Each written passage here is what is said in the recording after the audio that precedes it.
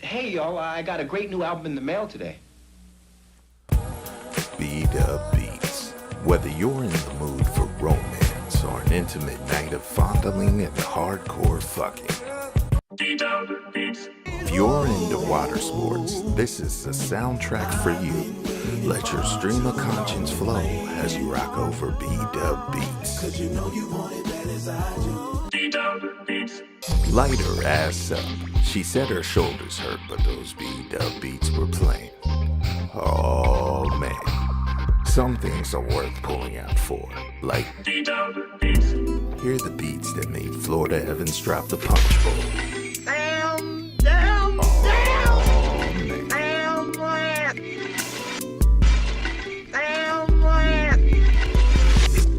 B-Dub Beats. Fantastic album, man. Let me borrow it. No, my brother. You got to buy your own.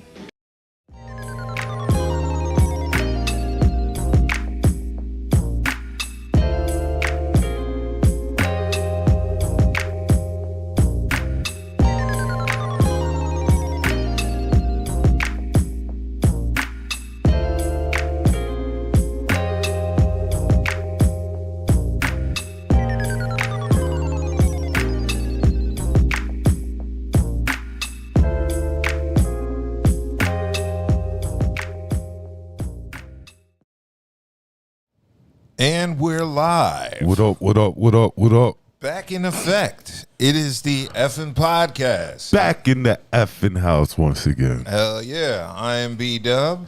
I'm Branson. And right now it is just us two. Buddha is in Jamaica. Jamaica. Hassan, I don't know where he's at. He's Hassan around should the be on the corner. way. He should be here soon. Hassan should be on the way. We might have another special guest popping in tonight. The mayor might be in the building as well. Awesome. The mayor of Raleigh?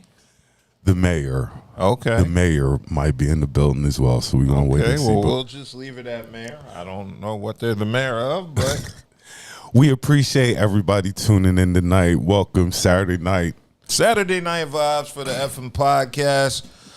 Shout out to everybody tuned in, watching, whether you've been here before, whether you're new, checking in. Big shout out to y'all. Make sure you like, comment, share, and subscribe.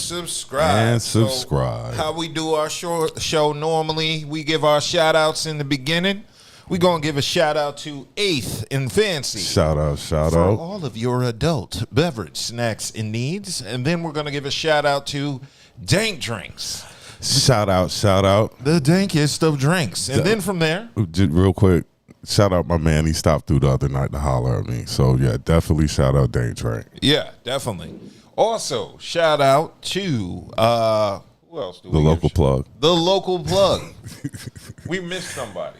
Crimey, yes. Shout out to Crimey dealers. Yes, shout out. And the local plug, please eat responsibly. I like the local plug's motto. That one's a hot one. Yeah. I like that little catchphrase. Cool. So, it's been kind of a weird week because there's been a lot of deaths this week. They say it comes in threes. However, it came in fours this week. This week was a tough week. Yeah, it was a real tough week for people who, for celebrities, because there was quite a bit lost. So we're going to start off with an RIP to Chuck Mangione. RIP. Legendary flugelhorn jazz musician passing away at the age of 84. He had his top 5 hit in 1978 with the jazz instrumental Feel So Good. I'm officially remembering that, although I wasn't around. Now, the thing about Chuck Mangione, he's one of those artists that... I'm going in the morning, goddamn. Okay. I didn't even expect it.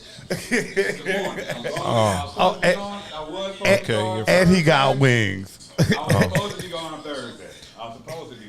Okay, well, Buddha's in the building. He was not the person I was expecting to walk through the door. I'm gonna tell you that right now. Okay. Yeah, Buddha's in the building. Buddha. But you know, I left something in the car. That's the worst part about it. Oh, gotta walk back to And the you know how hot it is? Why is it so damn hot tonight? humid, hot. It's humid. Welcome to Raleigh. Hot, Welcome humid, to whatever Raleigh. you call it. It's over 85 It's been a degrees at humid, night. and it's going to be like this all weekend. Whew. Yeah, well, Buddha's on the premise. Very surprising. Surprise, bitch! Yeah. Okay, well, yeah, we were discussing an RIP to Chuck Mangione. You know, he was born way back in 1940, but the most important thing I will say about Chuck Mangione is I got introduced to his music when I was making beats and sampling a lot of vinyl, and I got a lot of Chuck Mangione records. There's a lot of good stuff on there that I used to listen to just as a fan before even sampling it. So I got into his music through sampling and my love of vinyl. So I'm not going to stay too long on Chuck Mangione. He was a legendary jazz musician. Before you start, all these RIPs we're doing are icons. Yeah. All of them are icons. Oh, definitely. All of them are icons. Chuck Mangione was an icon, whether you're familiar with his jazz music or icon, not. yes. Yes. And in addition to that, a lot of people remember him from King of the Hill and his appearance in the sitcom when he was introduced basically to a whole new generation of people around my age who may have not been taking that hip-hop path that I took to discover artists like him. So I just wanted to shout out Chuck Mangione. He's a guy who I spent a great deal of time listening to, his records, his vinyl, and just a RIP to him. RIP. RIP Chuck Mangione. Also RIP Ozzy Osbourne. I got familiar with Ozzy Osbourne through the sampling, Black Sabbath. There's some legendary breakbeats on Black Sabbath records that a lot of hip-hop producers sampled. I think it was like Iron Butterfly or Iron Man. Iron Maiden. Iron Man. Iron Man. That is correct. Yes. Ozzy Osbourne passed away at 76 years old. And, of course, he was remembered as the Prince of Darkness. He hung with his crew, Black Sabbath. He was from England. Of course, he was kicked out of Black Sabbath for his drug and drinking use, and that's when he went solo and still did his thing solo. He snorted a lot. He drank a lot. He did lots and lots of drugs. He bit a bat's head off a lot. Oh, yeah, he did bite a bat's head off in Des Moines. But, yes. but he's an icon. Yes, he is. He's He is an icon in the heavy metal realm, an icon to music. Yes. He also had a revival in the 2000s with the Osbourne's reality TV show that was on MTV. That's where a lot of people. Sharon and the Sharon, kids. yeah, Jack and I think it was Kelly. I remember seeing a few episodes, but I wasn't the biggest fan of the show. But you know, I recognize who he is and why people liked him and things like that. Legendary musician. Do you have a favorite Ozzy track by any chance? Probably something sampled. There's a record he had with a very famous breakbeat on it. It was from, I think it was Iron Maiden or Iron Man. Yeah, Iron Man is a very popular track, and Crazy Train's another one of his more popular tracks. He had a bunch of them. He's got a bunch of popular tracks. He is the pioneer of heavy metal. One of the pioneers. One of the pioneers of heavy metal, we'll say. And, you know, like I say, and it's part of the culture because it spawned off a couple of black heavy metal bands. Ice-T's band, shout out my man Josh. Body Count. And what about Living Color? Living Color, Cult of Personality. If you're into wrestling, which we'll get into in a minute, CM Punk's theme song, you know, Cult of Personality. So, you know, black people also knew about Ozzy Osbourne, and some black people did go down the heavy metal route. So, you know, definitely shout out to Ozzy because he did a lot for that genre of music. Yeah, and he also got to perform a few weeks ago, one last time with his band Black Sabbath. He was in his chair, but, you know, he gave his one last concert, so he went out kind of the way he wanted to go out, knowing that his time was very, very close. So that was also a positive for How him. old was Ozzy? Ozzy was 76. old. Yeah, Ozzy was up there. He still has some years. Now, remember, Keith Richards is still with us. Yeah, true. Yeah. But once you get up into the 70s, the 80s, you got to reflect on life a little gotta bit. reflect on life. Yeah, so big shout out to Ozzy Osbourne. Also, this one really kind of dampened my week. I want to give a major big shout out, RIP, to Malcolm-Jamal Warner. Unfortunately, Malcolm-Jamal Warner passed away in a drowning accident in Costa Rica. That came out of left field too. Yeah, that came completely out of left completely field. out of left field. I was you very never shocked. expect anybody to pass, but that one out of left field was not expecting that one at all. Like when I first heard it happen, I was like, "What?" Yeah, I remember seeing him recently in the past couple of weeks prior to his death, and he was on TV. He looked relatively healthy, so I was a little shocked to hear it. And then with the internet, you got to check. Yeah. You got to double check because people be trolling. So I had to go check for sure just to make sure this is what it was. But it's sad. It is sad. We lost. I'm sorry. Oh, go ahead. Nah.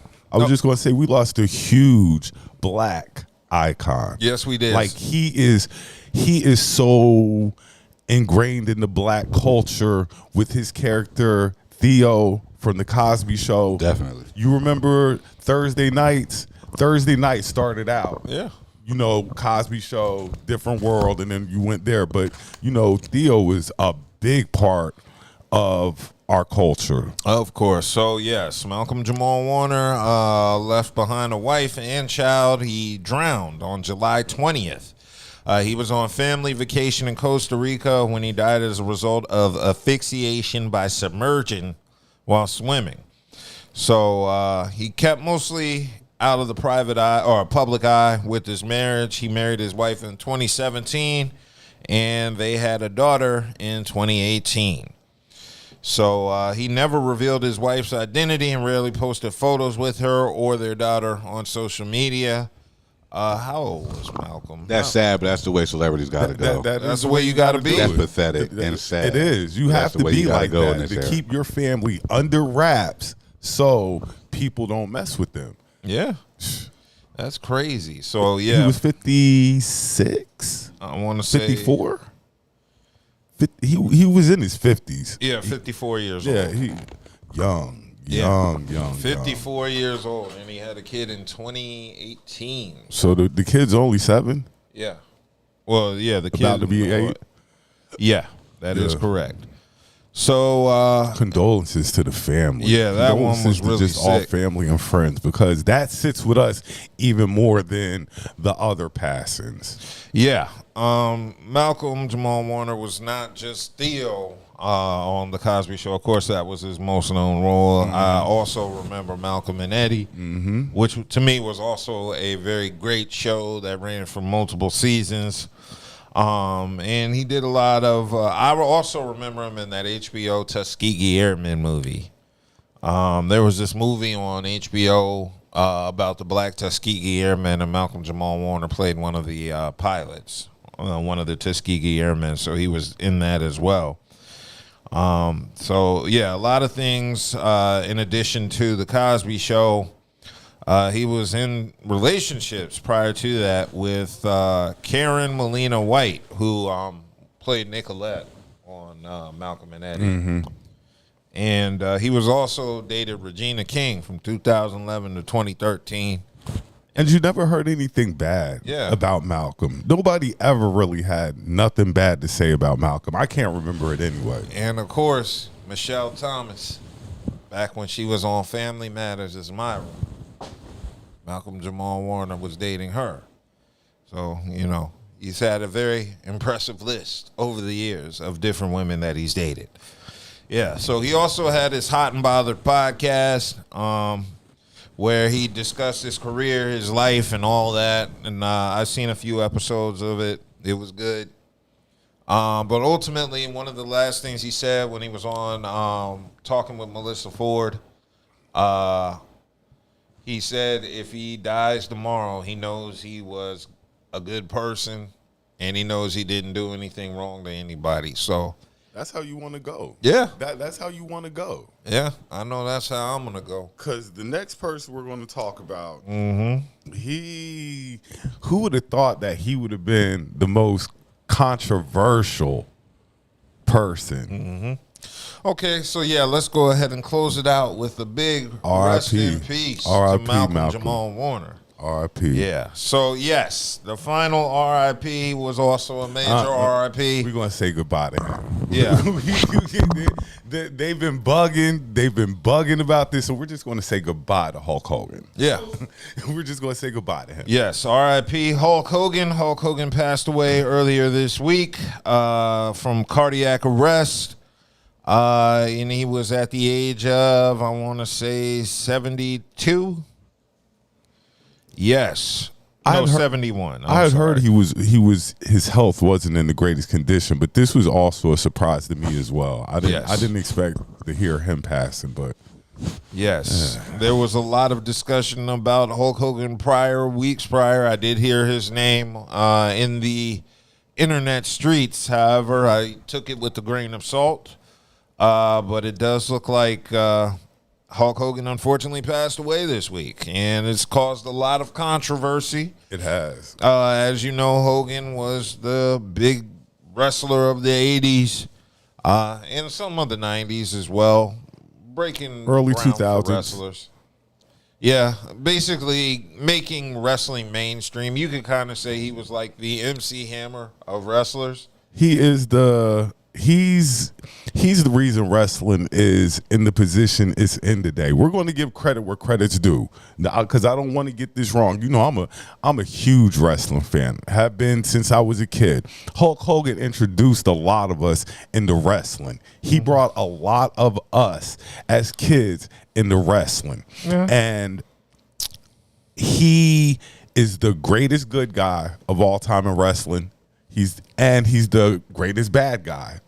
It's kind of crazy, but he played both roles, and he was number one to me in both roles that when he played them. Well, yeah. He was number one as Hulk Hogan, the red and yellow, you know, the big draw. But then when he went to the black and white as NWO, and he turned a bad guy. Hollywood Hogan. He was the biggest heel at that point. So, you know, he definitely played a huge part in wrestling. And that's where a lot of people are giving their condolences, because of the part that he played in wrestling. Now, after wrestling, that's where it gets dicey. We're not going to call him Hulk Hogan. It's Terry Bollea.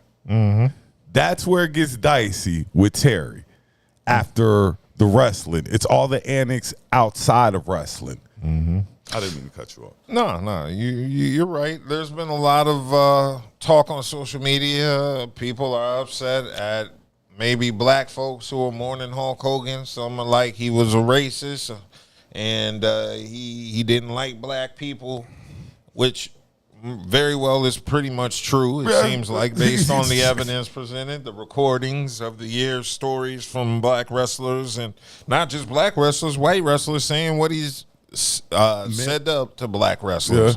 So, you know, in terms of Hulk Hogan, I don't really have a conflict. The guy that I remember from the 80s when I was a Hulkamaniac, to me, that guy died decades ago. I've come to terms with, they're just people from my childhood who I'm going to have an affinity for because they were a part of my childhood. No different than Bill Cosby, Pee Wee Herman, R. Kelly. Like, yeah, all these. But this is the thing. And see, what America does is we always recognize people. And some of them have a iconic part, but then some of them have a notorious part as well that goes along with it. And Hulk Hogan is no different. He can be celebrated for what he did to wrestling, but he can be remembered for the person that he was and the character that he showed. Yeah. Saying he's a real American. The song he came out to, I'm a Real American. Well, he proved it. Racist, self-centered, egotistical, all those things. Yeah, and when he called people brother, he used the hard ER. He meant that shit, boy. That wasn't a term of endearment when he called you brother, because he didn't say brother. So, you know, I can see why some people are mad, but a lot of people need to get over it about being mad. Like, it's kind of, you know, it's kind of. There's nothing to be mad about. I've already come to terms with Hulk Hogan dying a few years prior before this even got to be an issue of him passing. I gave up on Hulk years ago, and I was used to who he is now. Especially we did a story on him last year on this show when he had that brand ambassador, that beautiful black girl. Yep, and took her off. Yeah. Okay. And and how he took her off, had them white brand ambassadors come out. And instead, so, you know, his racism was to the bone, man. He didn't want black people in nothing. He didn't even want you endorsing his beer. You know what's even mind-boggling? I was seeing on social media, people saying, I don't care if he was racist, he was my childhood idol. I was like, damn, we get selective. But that's what we just were saying. It's like, not selective.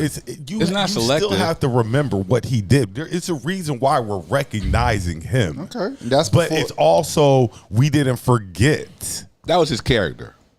Yeah, that's his character. You know what I mean? Like, we fell in love with the character. Cliff Huxtable. Mm-hmm. Yeah, we fell in love with the character, the actor he was portraying.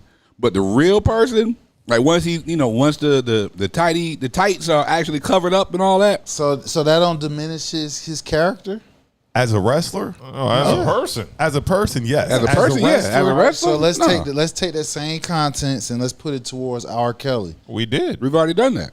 I don't did know. that before you got But here. what we're saying is you still. I wasn't here. No, I'm just asking the what we're question. saying is still, though, wrestling isn't where it's at without Hulk Hogan. It's just true. That's just plain and simple. Okay. The wrestling is not where it's at. So you saying only him? Yes. I'm saying Not only him. I'm saying He's the one that was just big. died. That's all. He was the one that just died. I'm just coming in. No, I'm just go trying ahead to and get finish what you're saying. I'm just trying to fill in, so before I start saying anything like I just did a few minutes ago, just like, hey, y'all was talked about it. So what I'm asking is, It wasn't in depth. It wasn't in depth. so what I'm asking is, what as him as a person doesn't take away from him as a character, because I'm just like, even though, and mind you, I used to watch wrestling, and Hulk Hogan was one of the characters that, He was wrestling. I mean, shit. Yeah, I mean, some people would say Roddy Piper. No. Some people would say Jake the Snake. I mean, Say Macho Man Randy Savage, No. but it was Exactly. still Hulk Hogan. None of them. It was still Hulk Hogan. None of no them matter what. compare to Hulk Hogan. okay. Well, then you have the ones. Okay, so then you have the ones that's all right. So WWE was like pretty much in the South. It was like it wasn't Hulk Hogan. It was like Ric Flair. Dusty Rhodes, Ric Flair. Yeah. You know what I'm saying? Well, that wasn't WWE yet. That wasn't WWE yet. I feel you, but what I'm saying is popular. They're who made it popular in the South. It was Ric Flair, Dusty Rhodes, the Road Warriors, right? Road Warriors. So if you, Nikita so Koloff, wherever you, Magnum TA, right? yeah. So where you live at dictates who would say, because some people would say in the South like, nah, Hulk Hogan wasn't it. We just talked about those. Now I'm from Jersey. Mm-hmm.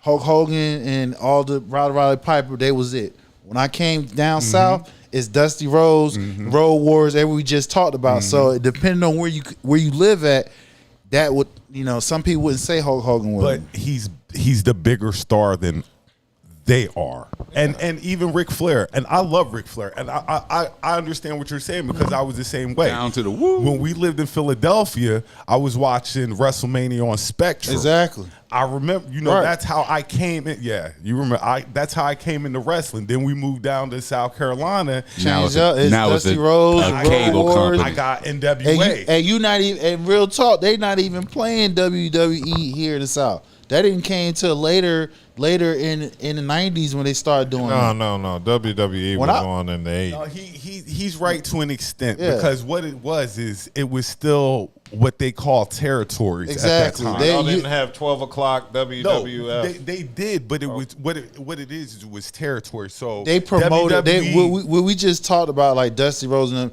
They promoted them. If you Virginia down. Yes. They promoted Yes. Dusty Rhodes and Ric Flair and all of them. But that If- wasn't the WWE. No. I get what you're saying, but what I'm saying is we was up north. We saw Hulk Hogan and all of them. From Virginia up, it was Hulk Hogan and them. When you come Virginia out south, if you're going out west, it was like Texas wrestling. They had Exactly. the Von Erichs and stuff like that. But the reason why I'm saying Hulk Hogan was bigger is he had a cartoon. He had Saturday morning cartoon. All right. So that already had him.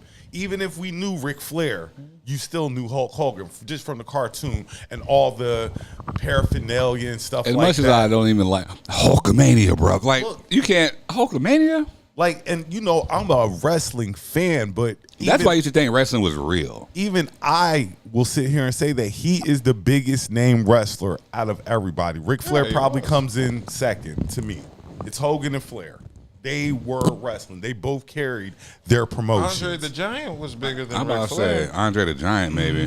Just because of his size alone. Stature, yes. Yeah, but No, but About popularity. as far as remembrance, That's tough. I mean, because like Andre the Giant, but Andre's Undertaker. known for what? Getting slammed by. No, he was known.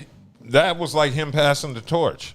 It was just Andre the man. Giant was just the man. Dude, I remember playing with him on, what was that, the Nintendo? Yeah. We used to go to the arcade. And, Oh my God, with the cage match and all. But Like, I do understand what Hassan is saying because back then it was kind of territory. Yeah, it That's was. the point of Hulk Hogan. He made the WWF, which came Yeah. and scooped up all the organizations and solidified Monopolized. them. Yeah, Monopolized into what it wrestling. is That's now. what they did. And Hulk Hogan he's pretty much like what, Larry Bird and Magic. Yeah, to what wrestling is. Yeah. I would say that. And like I say, there's nothing wrong with remembering Hulk Hogan. Nothing at all. Now, how you remember him is on you.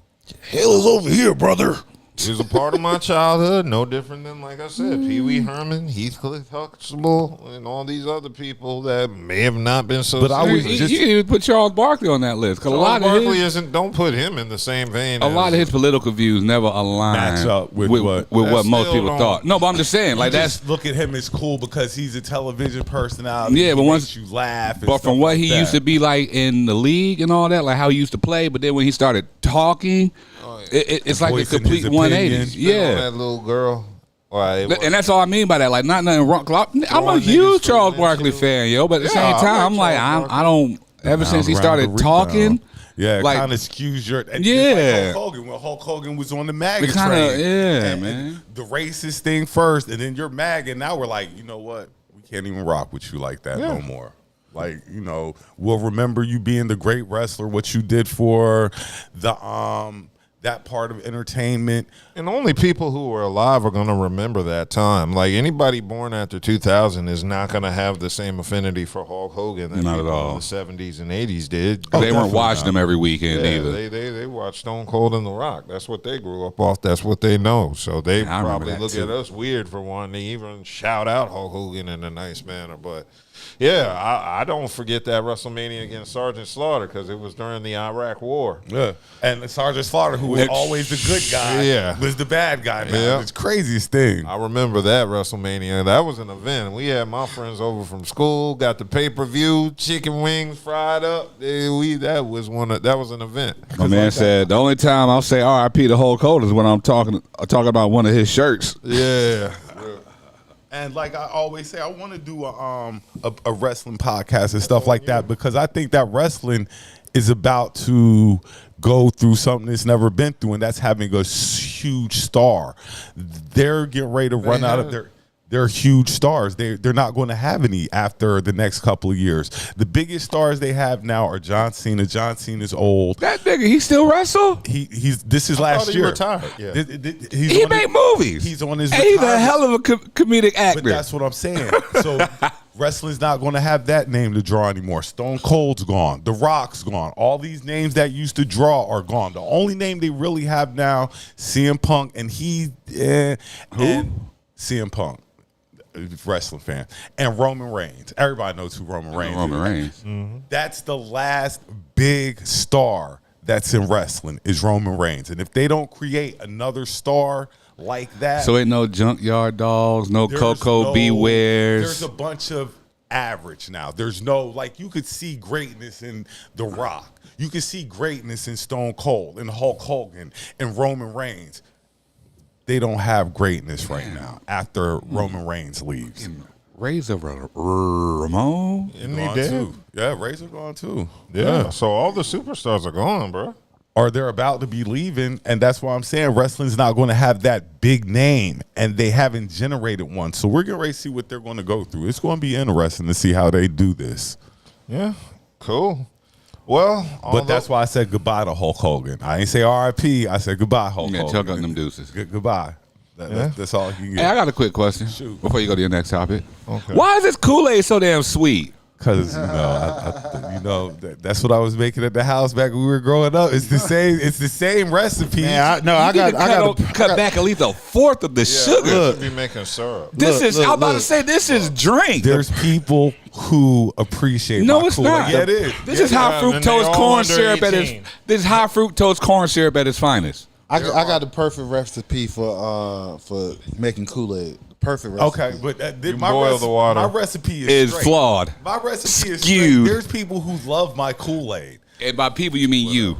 No, it's not Children. just me. Whatever. I said nobody under. It got to be somebody. nobody Yeah, over 18. everybody under 16. What up, Sissy? Easily. I saw Sissy checking in. He What said up, you can Sissy? drink it or pour it on Look, pancakes. that pancakes. I mean, that Kool-Aid's Dude, amazing. this shit look like Fager paint. Yeah.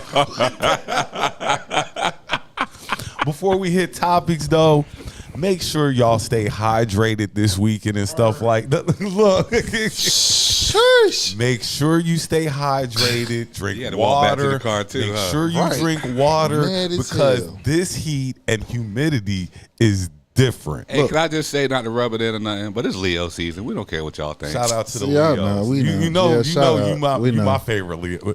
Aren't you a Leo Virgo though? So what? Aren't you Right, a- you're a hybrid.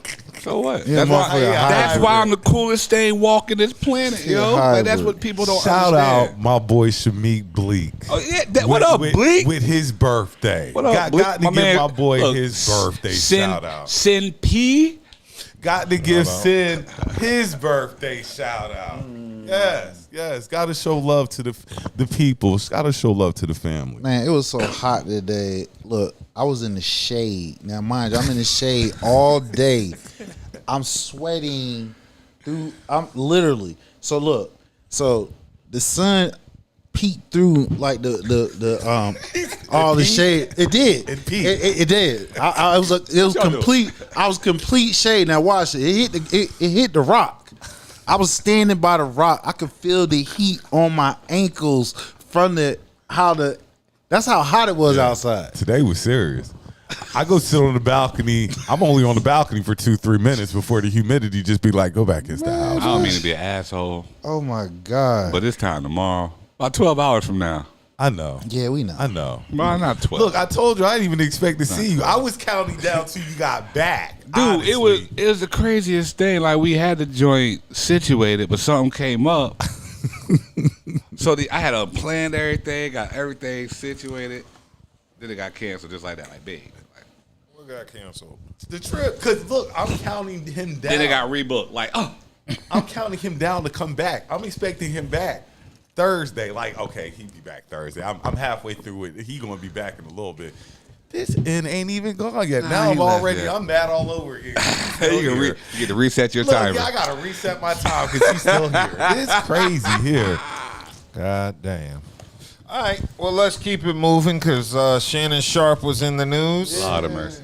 Shannon Sharpe is out here retiring 20-year-olds. And I don't think he intended to do that, but it looks like they reached a settlement between him and the OnlyFans model, who promptly retired after the settlement. Told OnlyFans, I'm done. That's a wrap.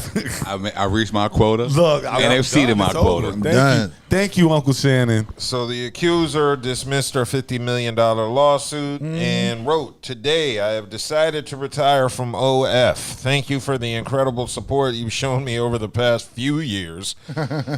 This community has given me a life I could have never imagined. I'll still be active on social media and have several new projects in the works that I can't wait to share. I'm truly excited for this next chapter. I love you all forever and ever. When you say projects, is that porn? I was just about to say, this is hoeing, right? This is hoeing at its finest. Well, she don't have to hoe no more. But that's what I'm saying. She graduated from hoeing. Did she? Yeah. I mean, because hold on, listen. Go ahead. This is the reason why I say that, because if you don't have a strategic plan, right? True. You're gonna blow that money just as fast as you done she made gonna meet it. a nigga who gonna fuck that money all the Fuck way. all up. That's what I'm saying. But she still graduated. She didn't sound like. When you say that you retired, that was a nice sum of money Uncle Shannon She laid on probably her. got about 10 million. And I heard it was 22. And on top of Either that, way. on top of that, if Shannon would have did this earlier, He did. He tried to. He gave her offered her what, $2 million? Yeah, he tried. She did. She wanted the 50. million. so And then- he offered 2, which he knew that probably wasn't going to do. Though when she talking 50, and if dub right, I got $10 million for you Right. to leave me alone. She got, but they got. She. I heard she got 22. That's what I'm saying. But if you would have hit her with 10 in the beginning, none of this stuff is. We're not even discussing this. You're right. So, I mean, but the thing about it is, Shannon got to quit fucking with the young girls. Yeah, he did. He played himself, did. and she got up, and then She came all the way up. right, all the way up. And I was like, how the way she was talking, you can tell, like, damn, like, why would you? I wouldn't even be turned on when we talking about it. But hey, that's to each his own. You feel what I'm saying? To each his own. But Hopefully, he learned his lesson. yeah, I hope he did. Hopefully, he learned Because his right now lesson. he's Well, I know what one thing he ain't gonna do is settle down and get married. nah. No, He he's ain't doing still that. gonna be out here playing. Nah, because because he paying alimony now. Yeah. To this ex Well, actually, OnlyFans not chick. because So yeah, actually, not. He came with $100 million deal. She got like a third of it. You know what I'm saying? so he reported. he basically paying alimony to this chick. Yeah. I'm not getting married. Not getting married. Nope. She got my. I guess Well, that's that much money to lose. You ain't that deep like Shannon is. No, I mean, no. What I'm saying is, I'm speaking from Shannon's perspective. Like, I'm not getting married now Oh, because yeah, I'm paying Shannon alimony to her. But that's his dumb ass fault. It is his Yeah. dumb ass fault. Mess with them He little wanna white do girls. race play with a 19-year-old white girl. Well, a little white girl. of course. She ain't never seen Roots or none. You got played by a 19-year-old white girl. Got played. You know what song comes to my mind? What? My mom's playing tricks on me. I got one. What's that? White girl. What song comes to my mind? And we'll be talking about him later. I'm cashing out. Oh yeah.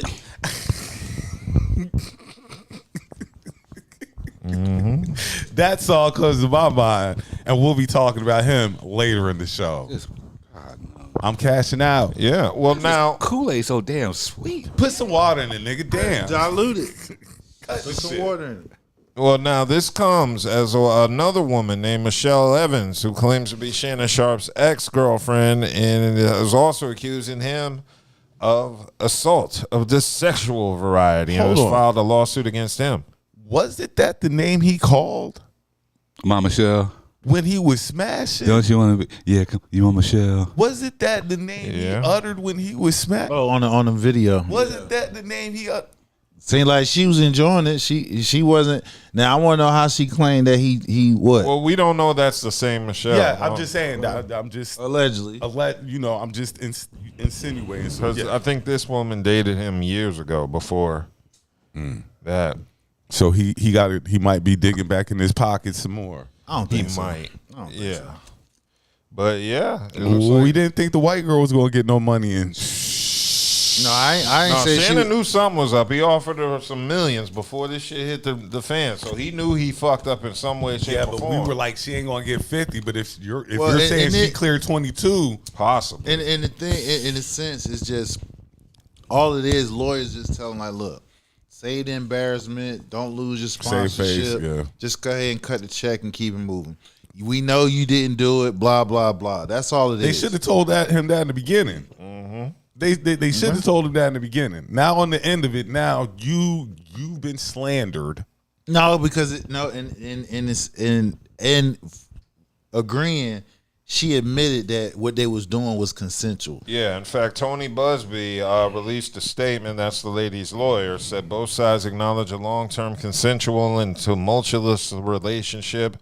After protracted and respectful negotiations, I'm pleased to announce that we have reached a mutually agreed upon resolution. Tony Busby was like, I'm pleased to announce that I got some money out this. That's what Tony Busby said. Got a cut. Listen, all you niggas need to get team up and get Tony Busby out the way because he wouldn't even say that, bro. What you mean? Oh, you said no. I wouldn't even put that term out there. I say get him out the way, meaning he can't attack you as far as your pockets because he's only seen to be attacking black men with money. Yeah. I ain't never heard of Tony Busby until Deshaun Watson, and after that, every client since then has been a black Deshaun man. Watson, goofy ass decisions. Shannon Sharpe, goofy ass decisions. There was somebody else before Shannon Sharpe. Justin Long. They have to make better decisions. You need to know who you're dealing with. He's an ambulance chaser. Well, look. Yes, he is. He doing the good chasing them then. Yeah. He found the right damn route. Look, you know what I'm saying? He in the right district. He in the right county for ambulance chasing because he got paid. See, this is what happens when you're rich and you want to race play. You got to be poor and broke to do that. You got to do it with trailer trash. Yeah, so...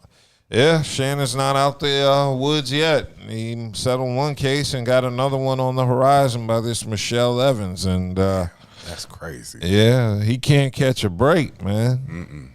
Yeah, and the sad part is these ain't sisters.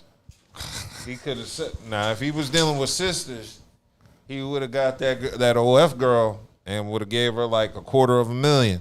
And she would have left his ass For alone. $5, she would have left him alone. 1,000? $5 million. No, I'm talking $250,000. You're saying $750. I think you're lowballing anybody. That's super lowballing. $750. He said $250. Yeah, that's $250. I think you're super lowballing. She wouldn't know better. Hell, this OF girl would have took that. Somebody got in her ear. Said, "Don't take that $2 million." Ain't no 19-year-old turning down $2 million for that. Somebody got in her ear. Yeah, she said. We just said they have that. There's companies out here that literally set up high end profile people to get money out of them. So and when he was on interviewing, had on viral moments talking about would he spend monthly, this and the third. He got put out. It's called Honey Trap. He got a hit put out on his ass, and he got money got hit. And it also looks like in 2023, this woman, Michelle Evans, sued Shannon Sharpe for threatening to ruin her reputation, but not for assaulting her. However, her lawsuit details the assault, and it states thereafter Shannon's coercion escalated as he maneuvered me onto the bed and achieved non-consensual vaginal penetration, all while proclaiming his intent to make it so no other man would want her. So basically, but she coming back now with another lawsuit saying he did it again.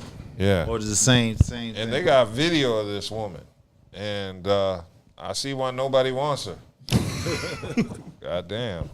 I'm kind of ashamed for Shannon Sharpe. Well, this is Shannon Sharpe before he was young in the game and the money. You know, I know. You gotta go your weight now. Yeah, but Shannon Sharpe was still bagging chicks when he was younger. I feel in you. college. I mean, hey, you know. Yeah. I don't know a non-pause worthy way of saying that, but you know, he was a decent looking dude. He didn't have to settle for that. And on top of that, like we always say, if you did it once, you did it before. This is your thing. You like race play. You like race play. Like it is what it is. I mean, the nigga from Georgia, dog. You could imagine he done saw a lot of racist shit. Race play. That's what you like. I get it, but I mean, but do you blame him? Call me a nigga. Yeah, he was like that. Shit, I don't blame because I don't kink shame. I'm just saying. I would. If you doing some slavery shit, that's what he want to do. That's what he want to do. Oh man, if he want to be, like goddamn, nigga, think of the ancestors. He want to be that horse. If he want to be Toby, so be it. No, That he want to be Kunta. What's your name? We don't kink shame. I told you I don't kink shame. Everybody, whatever. Nah, But like I you said, gotta kink shame that shit. No, I'm not kink. I'm not kink shaming. I don't Like, if come that- on, bro. if- That's slave race play. Then you got there's other things that Look, you see what I'm saying? No, say too. they're all in this box. Cause he could be saying the same shit to her. They're all in Right, this he box. is. All You this heard him. stuff. He said he'll choke the shit out of him. Like, this is just what he's into. I'm sure he every envisioned choking chick the he's shit out of talked white to, women. he's talked to like that OnlyFans chick. I'm sure of it.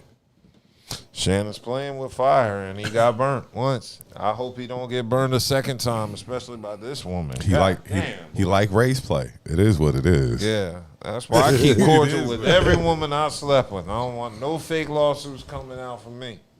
The most embarrassing thing I could think of is, damn, Dub hit that. God damn. I'm going to deny that. But let's keep it moving. I just hope Shannon Sharpe learned his lesson. See, and Charles in the chat said this is why the WNBA girls are so mad. Shannon is paying these white girls more than they're getting paid. Shit, he's paying these white women more than he got paid. Shannon made about 22. He made about 20 million for like a 3-year contract at his peak, 3 or 4 years, and he just gave this girl. Oh, you talking about NFL? Yeah, 33. Yeah. So, and he just gave this girl For his entire career? Yeah. Jeez. Well, they ain't shit compared to now, though. Somebody, yeah. hold on. Somebody told me to tell Blue to don't be hating on the "Marry Me" Kool-Aid. That's in my that was the message I got sent. I was just saying. I don't see that in the chat. Look, It's been messaged. because he made it up. It's been I messaged. give a fuck about your phone. I don't see it. Put it in the chat. Put it in the chat. Put it in the chat. Air yourself out real. Put it in the chat. Yeah. So let's just hope Shannon learned his lesson. I hope he did. Yeah, cause He didn't. He's a nigga. This is a country ass nigga. Like, he did not learn his lesson. Y'all know this already. He didn't. That He nigga didn't. got a All they did was give him cotton field more on his money to do premise. exactly what he gonna keep on doing. Race playing. Just race playing. I ain't king shaming. That's not what we do here. No. I'm a king shame that nigga for That's this one. Dub. That's not me. I don't king shame. I will. I'm king shaming for whoever's drinking this high fructose corn syrup. That's sugar shame. This shit's like drinking crystals. Yo. You still taste the crystals going down your throat. Oh, shit. Okay, well, let's keep it moving to the next topic because Rick Ross and 50 have ignited their beef again. This time, it all started Wednesday, July 23rd, when Rick Ross was seen on a yacht. I don't know where his yacht was, but I assume it's somewhere in Florida. And he had a girl standing next to him in the yacht. 50 Cent saw this and put it on the IG that Rick Ross was allegedly out here hugging a man on a yacht. And so Fifth took to Instagram to share an AI-generated image of himself on a yacht while appearing to reference the Rick Ross clip of him on a yacht, showing Ross with his arms wrapped around somebody. And 50 said, quote, "Your man was looking real saucy kissing that boy on the boat." And he alleged that Ross was hugging a man. And then he said, "That's not AI." This caused Rick Ross to get a little pissed and fire shots back at 50. I got the clip. Curtis. You so infatuated with my lifestyle. You see me out on the yacht with a black, beautiful woman. And I hope you don't have anything against black, beautiful women, Curtis. I mean, what are you insinuating here? I mean, and we know you just had your heart shattered when you found out what we found out. We all found out together. And we know that's the mother of your youngest son, little Bruce Leroy. Man, but you got to give a beautiful black woman an opportunity, Curtis. We know you may have been hurt. You're a hurt hoe, but get over it, man. Enjoy a glass of fine bubbles and move on in life. Be happy.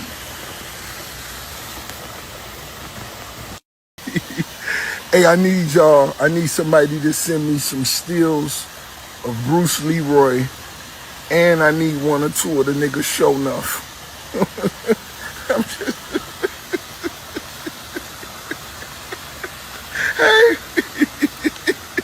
Hey, they said 2 weeks for 10 bands. Damn. So that was Rick Ross once again going at 50. Oh, Basically, he came with a few low blows considering his baby mama, 50's baby mama, was in the Diddy trial under, what was it, Jane Doe. Yeah, as if we didn't know who she was. Didn't Rick Ross get somebody to smash his? How many kids does 50 have? First of all, 50 has his son I with think- that first one. didn't Rick Ross have somebody smash his other baby mom, or was that the same one?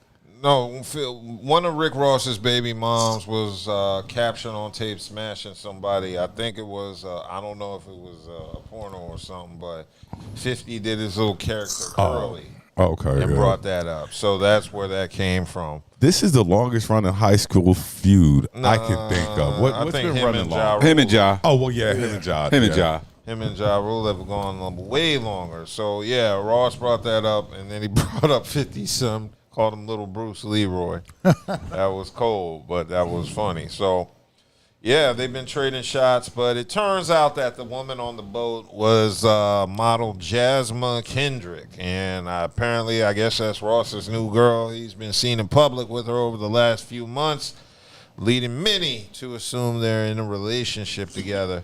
Have you seen what this girl looks like? Nope.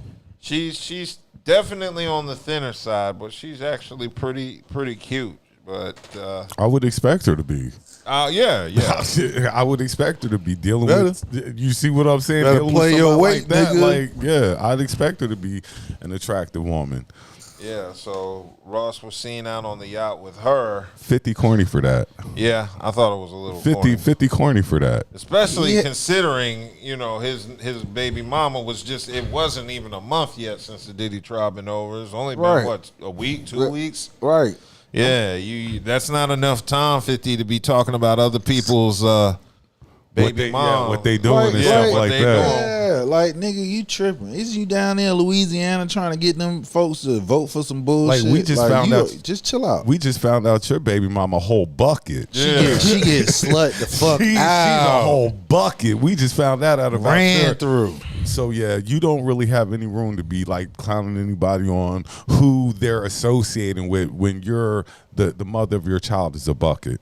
Yeah, ball. that's embarrassing. A bucket. Yeah, they call them a ball now. A ball? Yeah, they're called balls now. I bet you So they pass them around. They pass it around. They call them ball. That's a ball. Well, she's definitely a ball. That shit is crazy to me. Yeah, so this was a backfire, you could say, on 50 Cent's part because he was just trying to one-up Rick Ross. Dang, And like I that couldn't shit. even imagine. Like you going to talk to your kid mom now, and all you think about is Diddy. Oh. like, you gonna talk to her now. All you think about is look up, think fast, throw it back. Just everybody pass it around. That's wild. Yeah, That's wild. I don't know what 50's going to do to respond, but yeah, Rick Ross kind of pulled his whole card. He called his son Bruce Leroy. That was cold-blooded. Yeah, but The beef that'll never end. yeah, that's a non-ending beef. But there's some new beef on the horizon because Freddie Gibbs dropped his brand new album Alfredo 2 with Alchemist, and he was out here throwing shots. He was. Freddie, well, first and foremost, let me start with what did y'all think of the album? The album is dope. Like the album might be better than the Clips album. I ain't gonna lie. Nah, I wouldn't. It's hard. It's hard. That album hard as It's hard. hell. And like I said, Uncle Al, man, listen, if we don't put him in the GOAT category of producer, something is wrong. Because Alchemist is really like that. Yeah, I agree. Alchemist is dope. However, I can't put this above the original Alfredo. Because it just dropped. Like, if we're saying it's dope like this now, give it a couple of weeks, and it might. I'm not saying it will. It might. I'll But listen to it again. I'm going to tell you what's wild about this. Everybody that Freddie is throwing shots at, Al works with. Everybody. Everybody Freddie throwing shots at Al works with. Yeah, and that's what we're leading up to. Because, yes, Gibbs is on this album airing out a few people. Previous collaborators like Currency and Spitter. Gibbs did a joint album with Currency called Fetty in 2018. And Gibbs... Is it a check? Buddha. Yeah. But Gibbs basically said that... Okay. Y'all discuss the Kool-Aid. Go ahead. Nah, it was just in the chat though. Like I told you, my Kool-Aid fire. Don't ever try to play me. But go ahead with the Fetty. Yeah. So basically, Fetty was a collaboration between Currency and Freddie Gibbs, and Gibbs got mad at Currency because he said Currency did not promote the album properly. They shot no videos for it. They did no touring with the song. So Gibbs was really pissed off at Currency, which they think is the basis for this beef. So Freddie said, could have ran that Fetty by myself, bitch. I'm the best with Al. Yeah, bitch, keep it G. We like on part 3, nigga. Go start a Chevy up. Don't start me. And that's in reference. That was a cold line. Yeah. That was cold. That was super cold. So, yeah, within the also, he's throwing shots at DJ Academics. That was a cold line. Lavish habits within the first 35 seconds of the song. He said, I'm going to squeeze out Academics' titties, that fat bastard. And then he dissed Gunna. Gunna dissed me and took a plea. He a rap bastard. Show up at your funeral, big Fendi bitch. 10 blickies. Pee on the city girls like P. Diddy. Bitch, get with me. So, yeah. Gibbs was throwing shots. Those at weren't Currency. the only one he weren't throwing at. He was throwing more. Yeah, who else was he throwing shots Jim at? got a shot in. He was throwing shots at Jim Jones. Yes, he did. Jim Jones has been kind of... Oh, he was throwing them at Benny and them too. Yeah, I didn't finish. You know I was getting ready to bring up my boy. He threw one at Benny too. Yep, he said bitches in Buffalo get the same thing. They was throwing plates. Yeah. The album dope though. The album fire. I ain't going front. The album fire. He said, lipped away on his good foot, but he ain't bust a grape. These niggas fake, sealed documents, still popping it. Fuck the certified crack babies. Come get your mama hit. Shit ain't selling. They got to resort to drama shit. So, yeah, he was throwing heavy shots. They can throw Benny plates. the Butcher. What bothers me, it still bothers me because anybody who's ever heard them do music together know that those two make magic. Oh, Benny and Freddie. They what, together? Yes. Check out the Frank Lucas track they did together. Yeah. One Way Why Flight. they're beefing? I don't really know, and I don't want to insinuate or you know. But well, I know he and Jim Jones is beefing because it looks like they fought at Prime 112 in Miami back in 2021, and Gibbs had a scuffle with Benny the Butcher associate. So and that happened in Buffalo. So it looks like, there was a fight in Buffalo between Gibbs and one of Benny the Butcher's people, and I guess that expanded to Benny himself, which I understand. If you beefing with my people, you might be beefing with me. It just depends on what the issue is. like I said, I just hate that they'll never do songs again because I saw They'll do songs again. Niggas just got to be broke. Jadakiss and Benny got together and did a collab on a food truck. really. Yeah. Well, I didn't hear about You that. ain't see that video of Beanie Siegel who owns the food? Oh yeah, okay. Yeah. I thought you said Benny, not Beanie. I said Beanie. Beanie Siegel. Yeah. That beef was what? That 20 years beef- ago. Yeah. 15 years ago. See, that beef was harder than this one because Jada went to Philly and did. Nah, because they never got into anything physical. There was never any. There was just bars being thrown back and forth. The Benny Freddie thing got physical, at least with Benny's crew and stuff like that. So I don't know. Like I said, if we're talking about the album though, Uncle Al put his foot in that album, and Freddie does what Freddie does. Yeah, I need to hear it a few more times because upon first couple of listens, it's got some joints, but I still can't put it above Alfredo. I still can't put it above the original album. But it's a dope album. Yeah, it's still a dope album. The album's and dope. it damn sure ain't better than the Clips album. Clips album set a standard we're gonna measure hip hop on, and for that's the rest cool. of the year. But I'm willing to say that Alfredo too. Yeah, and after listening to the Clips album again, and Raekwon album ain't all that. It's not. Exactly. It's not all that. I'll listen to it. I listened to it again just to give it another run to it. Like, you get Freddie Gibbs over the Raekwon album, and the Raekwon album was all right, but like he said, all right though. Like Dub said though, from now on, all the projects that especially come out this year are going to be like ranked by what the Clips did. That's where we're going to look at these albums from now on. And I can tell you whose album. Be a lot of disappointment then. I can tell you who album was trash. Tyler the Creator. Yeah, I gave him props last week. He gave me a trash album this week. It is what it is. That was a dance album that you really couldn't dance to. I wasn't feeling it either. It is what it is.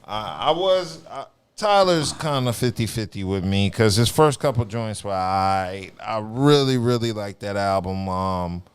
That one he had with Charlie Wilson on it and that song Too Young. I forgot the name of the album it was off of, but that joint was pretty dope. Well, the one he just dropped is... Yeah, that one he dropped was not good at all. Nah, I it was wasn't. not a fan of that. So I'll give a shout out to Tyler just because he's kind of iffy when he's on point. He's on point, but you know you gotta if you're gonna be an experimental artist, that's what you get because everything you do and experiment with ain't always gonna hit. So if you want to play that lane, this is one of the results of playing that lane. So everything ain't gonna hit when you try to do different shit. You don't want to stay in a particular lane. And if he has fans that expect the unexpected from him, then more power to him. But I did not like that, and I always give Tyler's albums a chance. So, but shout out to Tyler, the Creator. Yeah. But I wanted to move on to Glorilla because Glorilla was in the news after she was arrested on drug charges after somebody broke in her home. So, yeah. That's some Georgia shit. Yeah, that's definitely some Georgia shit. She was arrested on drug charges after police responded to a reported burglary at her home in Forsyth County. God damn. So it looks like it happened at 1:30 a.m. on last Saturday. It said 3 people were allegedly stealing things and were shot at by a person living in the home before the police arrived. The suspects ran away and no one was injured. But while responding to the home, deputies reported smelling weed and later returned with a search warrant where they found a significant amount of drugs in the house. And it says Glorilla was not home at the time, but she turned herself in on July 22nd after they issued a warrant, and she was charged with felony possession of marijuana and possession of Schedule I controlled substances, and was later released on a $22,260 bond. That's some cherry They gonna put picking. her on probation. That's some cherry picking that's shit. some though. But I gotta say That's this: some cherry picking. whoever shit. was in that house, their job is to clean up the weed before the cops get there. Or take it, bitch. They probably went in her bedroom though. They probably Because you don't want nobody in your bedroom. I don't give a fuck who it is. Yeah, but I'm just saying, if you're gonna call the cops, And I know it's people who don't know what the fuck is in my house. If somebody, you know what I mean? Like, you break in my house, besides getting shot at, you don't know what all in there. yeah, but It's just a simple case of the police cherry picking. You went there for a robbery. You went there for a home break-in, and then Double back with a warrant to come in and arrest her. stop, man. Because you found out where she lived at, basically. Stop it. Who she were. but it's still on the people in that house. If the cops smell weed, then that means the people in the house smell weed. That's true. I mean, we don't know what her. I mean, that's what I don't know. I'm not. But gonna I'm put that on saying, her. before you call the cops, you Because gotta I don't do a want sweep of nobody your in my own shit. think about. I don't really care what you smelling in my house. I'm calling you because something happened. There was a break-in in my house, and I need y'all to come. Exactly. And you worried about some fucking weed? this is cherry picking, and the police are wrong for this. That's just how I feel. I mean, I agree. Hey, you know, fuck Georgia. I say fuck Georgia. You know, I've been through Georgia, had my run-ins with Georgia. Fuck Georgia. But still, if you call the cops, the first thing you do is stash the weed. You got obviously that they didn't have a stash bag or a stash box. Shout out to Glo though for taking advantage of the situation because I heard she made T-shirts of her mugshot. Yes, she did, and selling them. Yes, Shout out she my did. girl Glo for being let her cook. Yeah, let her cook, man. Let her cook. So basically, yeah, in addition to that, Glorilla did issue a response on the internet where she was saying how crazy this shit was. Yeah, and that's a good question Charles asked. How do they charge you with possession with something that's not in your possession? Well, truth be told, it was because it's her house. Yeah, it's her house. She's the homeowner. Ridiculous. Now, see, this is why another reason why it doesn't pay to buy. Because if this was, in her apartment that she rented, this might have been a different story. Yeah. But yes, you are correct. She did decide to take her mugshot, and she did decide to make some shirts, and I think she's selling them at $40 a pop. Get it, Glo. Yes. Get it, Glo. She has them out at her Glorilla Glow Bash concert, which she was selling them for $40 a pop on Friday. And this was held at the FedEx Forum in her hometown of Memphis. I totally agree with that. Make that money, girl. That's how you get them back. Like y'all tried to play me, but look at y'all looking crazy now because I'm selling shirts $40 a pop. Isn't she still signed to Yo Gotti? I believe so. Probably. Isn't Yo Gotti in Memphis? Yeah. Oh, so why did she move to Georgia? I'll be curious. A lot of people move to Georgia. That's where it's at. You gonna stay in Memphis? I ain't say she had to move to Memphis. When the last time you been to Atlanta? Shit, it's been about a year.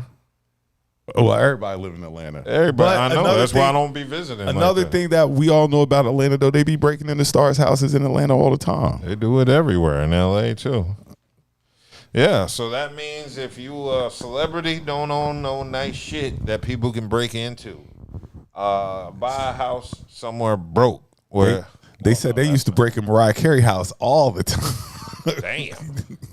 They broke in her house so much she left Atlanta.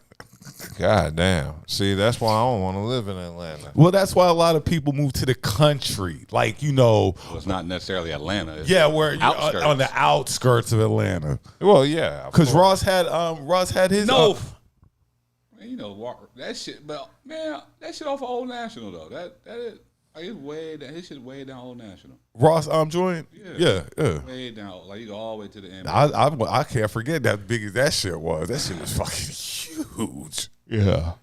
Ross, here he go yawning again. Hey, he can't. He yawned. Hey, I guarantee he ain't taking no. Hey, I tell y'all where I live and die by, bro. A nap. You didn't take a nap. I'm not He's tired. Not a nap. I'm not yawning because I'm tired. I'm yawning because I'm drinking.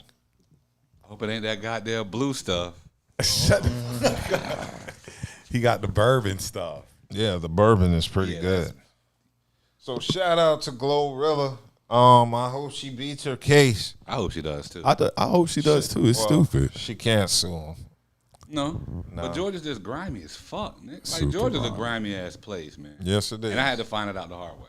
Oh yeah, I've heard the stories of crooked sheriffs and crooked deputies. Bro, there's certain places in Atlanta, Clayton County, could be Cobb County. Like it's just certain places now. Commerce City. Like no, not going there. Not going there. Clayton County. Oh yeah, not going there. That's near where Delph had his restaurant. Mm-hmm. And he was cool, I guess, with the sheriff's deputies and all that. So it was pretty cool. What's up with this on? I don't know. He resting. Yeah. This nigga, over here resting. Y'all getting on me about yawning and this whole. He over here resting. That's all. I'm resting. That's all. Damn. Before we get out of music, though, are we done with Glo? Yeah. Let's go ahead and get on Cash Out. Cash Out. Yeah, I'm cashing out. Oh yeah, that rapper who was getting wasn't he sentenced to life? 30. He got I'm 30 with that Nina. He got 30, I think. No, his mom got 30. No, he got life. Got 30. He got life. He got life. The long one. Yeah. He got the long. It sounds He got like the he long cashed one. out. He did cash out. Your name is your destiny. Pimping. That's what they got him on. Pimping. He was pimping women. Pimping. They said him and his mom. Him and his mom. Pimping. in the houses and everything. Yo. Wow, I'm not too familiar with this story. So, oh yeah, run it out real quick. Yeah, Cash Out got life. What with Future then, man? That's how he started out. Cash Out got life, and his mom got 30. She twerk. yep. So it looks like Atlanta rapper Cash Out gets life sentence after RICO trafficking conviction. And that's what pimping gets you nowadays, a RICO charge. Pimping. Yeah, so it looks like he's going to do it looks like he's doing life in prison plus 70 years. Oof. So, nigga, you got to die twice. My favorite Cash Out song free. was the one with Wale. That was a dope song. Yeah, and he was 34 years old, received a guilty verdict in Atlanta court. Life sentence plus 70 years will run concurrently. So he doesn't even get a chance to get born again and be free. He's got to get reincarnated. And go back and finish some more time. Yeah. So his mother, Linda Smith, was sentenced to 30 years, and his cousin, Tyrone Taylor, was sentenced to life in prison plus 70 years. Tyrone got life too? Yeah. Same as Cash Out. And they released one studio album in 2014 called Let's Get It and 6 mixtapes. Did I see him in concert or at a show or something? Yeah. At Phantom? What was he at Phantom one night? I don't know. I think we went to go see him at Phantom one night. But I don't remember going. Yeah, it would have been. Yeah. So it looks like the trial began this past June, but he was arrested in a prostitution sting in June of 2019. So it took him 6 years to get convicted. So it looks like his cousin and his mother had forced women into sex work when they operated the House of Horrors. That's what they called it. They were also said to have coordinated the sale of women and the corresponding payments. Prosecutors presented text messages from 8 different phones as evidence. And this had been going on for 7 years. Fulton County prosecutors said this ain't just straight pimping. This is trafficking. Well, what's the difference between trafficking and pimping?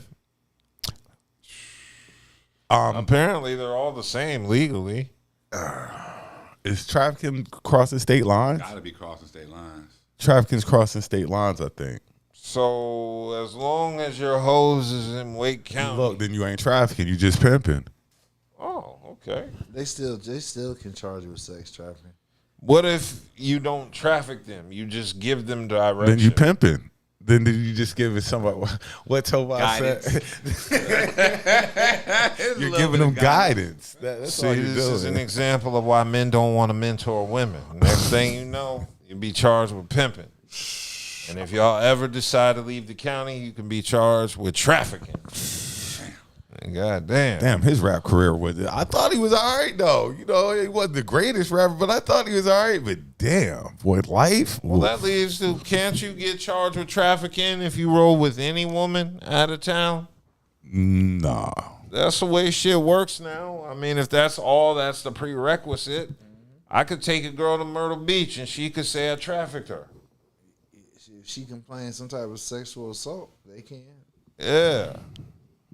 It'll be a stretch though, but they can. Well, I don't know anything about that because I don't do that. I don't do You that. don't take girls to Myrtle Beach? No, I don't do sex trafficking, so I don't know how you get those charges. I don't either, but I'm just saying you don't have to do the shit to be charged with the shit or be accused of the shit.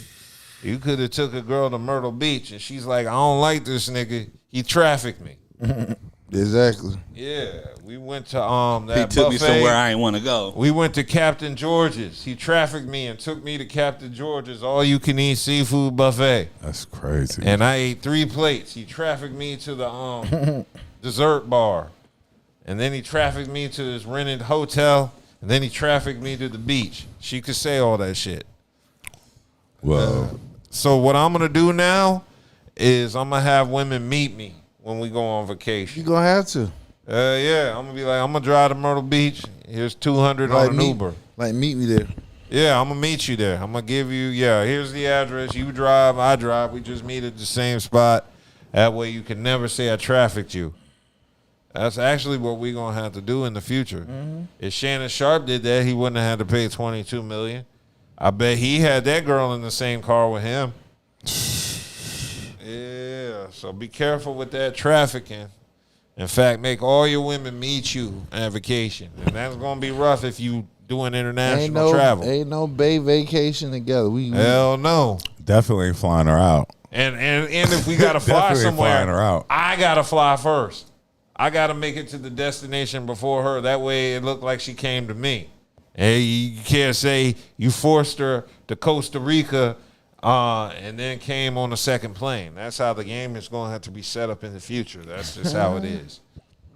They done fucked the whole game up. Yeah, so Charles is saying he went from cash out to crash out really fast. Really fast. That's beyond crashing out. Yeah. Well, we know who's going to win the jailhouse. What are the rap contest? Yeah, the show. Shit, there's a lot of talented. It's a lot of talent in that. Come on, talent show. Yeah, it's a lot of talent in prison, boy. Jesus. God damn. All right. We're going to keep it moving because Tyler Perry was in the news. He had one of them roundtable discussions with Kurt Franklin.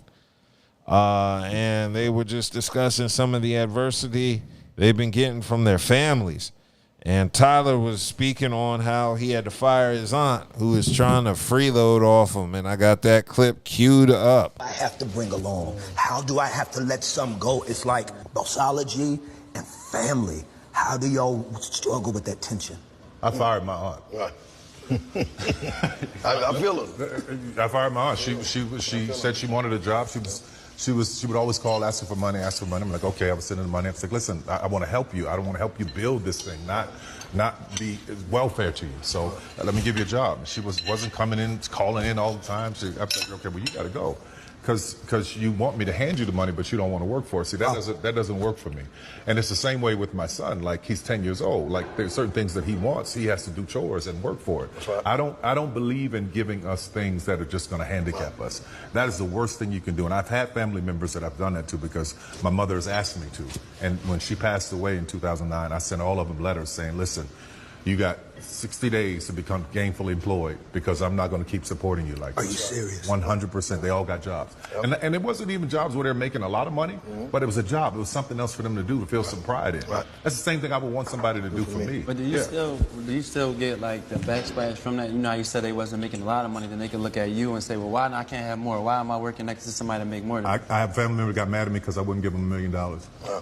You know, and I asked Jay this question because I'm actually going through that right now. Wow. You know, when you start getting success, people start pulling on you. I just turned 38 today. Today's my birthday. Happy birthday. Happy birthday. Yeah, okay, happy birthday. And I'm going to be able to talk about this for the rest of my days. I'm sitting here with legends on my birthday. But here's the focus, though. What are you trying to do? Like, what if you're trying to build a business to carry everybody in your family through? That's one thing. Right. And if you're trying to do that, then build a business. Yeah. What that means is you got to watch the family members that come putting holes in the boat that you're trying to get across the sea. Right. So sometimes you build a boat by yourself. Right. Y'all all wait over here on the shore. Stay here. I'm building this boat. I'm going to go over here and build this, and then I'm going to come back and see who's worthy to come. Right. Because anybody who's going to drag you down or put holes in the boat or try to destroy you, man, why bring them over? I had to get rid of my whole... So that was Tyler Perry basically explaining how he's had to treat his family members since he's gotten his money. And as you see, Tyler Perry don't give shit to none of his relatives. He even makes his son fly coach to teach him a lesson. So all this went down on Kurt Franklin's Dinner Kings podcast where he had Tyler Perry on there along with Young Jeezy, along with a few other talented brothers. Derek Hayes, I'm not familiar with Derek Hayes, but he was on the Den of Kings as well. So another talented brother, I guess. Yeah. Another talented brother. Yeah, I mean, hey, he deserves his spot there. But yeah, Tyler Perry was just saying how his family was freeloading off of him. His aunt wanted money all the time, so he gave her a job and had to fire her because she wasn't living up to his standards. One of his family members had to be asked him for $1 million. And after his mom passed, he had to send all of his relatives he was financially supporting a letter saying, you got 60 days to get your shit together. And in 60 days, all of them got jobs. That's crazy. That's a wild take. Like, that's like somebody asking for $1 million. Like, what in the... Well, I look like just cutting a check to you for $1 million. $1 million? Yeah, family be bold. And people got on Jay because didn't one of Jay's family members ask him for like 10, what was it, 10, 15? Didn't Jay say he don't give nobody money? Hell no. And I'd be the same way. I always tell people, especially my relatives, that if I didn't know you as a child, then you ain't borrowing no money from me. See, I don't think I have that problem with my family. If I came into money, my family's tight, small anyway. Like, you know, Buddha, then, you know, my sisters basically, but Rondra and Deborah and stuff like that, you know, they be good for money. Mar be good for money. But after, you know, then my other cousins, but I could see your family really coming after you if you came into some money, though. I could see that. You see it all the time. Of course you do. So, yeah, I definitely could see that. Especially the type of money he making. Yeah. So, it looks like Tyler Perry said he made his son fly coach because his son was complaining once, said it was about, he was complaining about flying commercial because the lines were so long. So, Tyler Perry got pissed to put his little ass on coach. Where he need to be at. Yeah, he said to teach his son that the luxuries have to be earned. So he understands that I worked, he did not.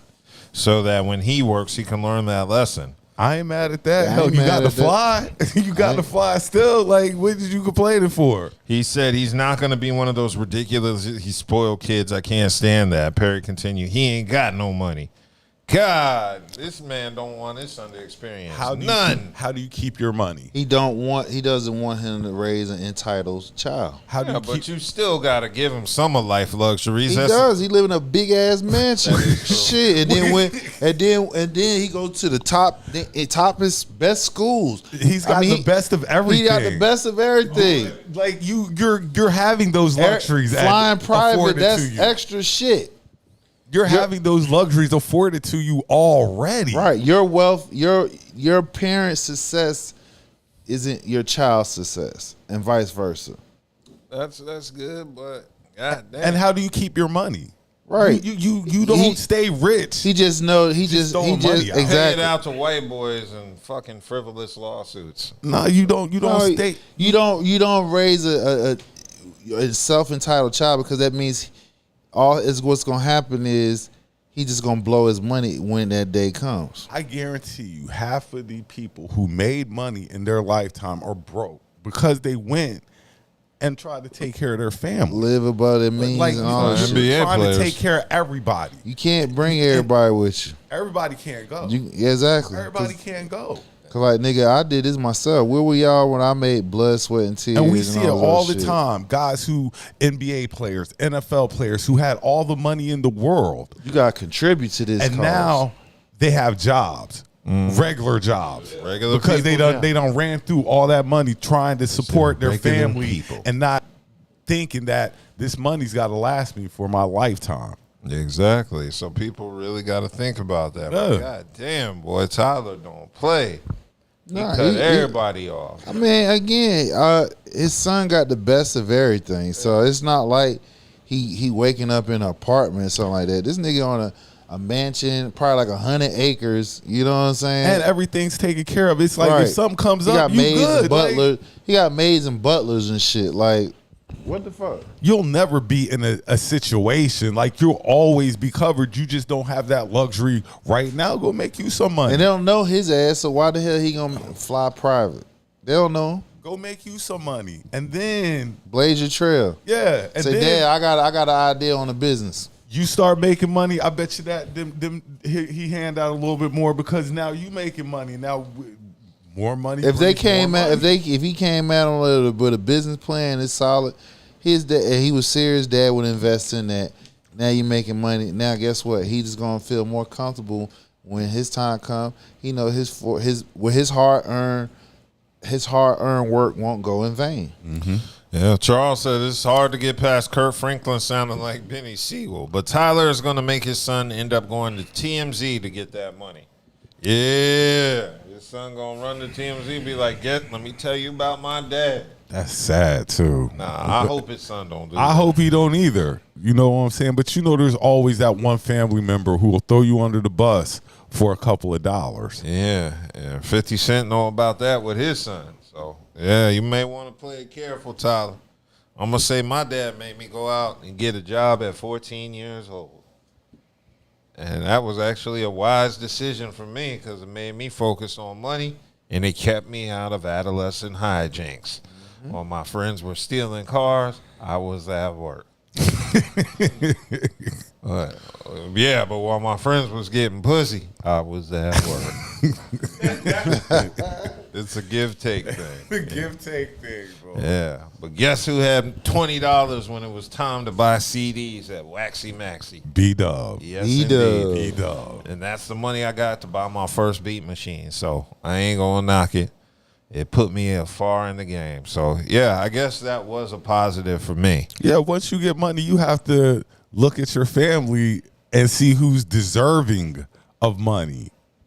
Like, who is deserving of this money? I'm not just throwing money out to family because you family. Who deserves this money? Who actually needs this money? Not who wants the money, because all y'all want the money, but who needs the money? Everybody want the money, but who needs the money? Yeah, the only way you're getting money is if you're not able-bodied or of sound mind to go out here and get your own. If you like disabled or something, I could see me looking out for you. But yeah, as long as you're an able-bodied man of sound body and mind, you should be working.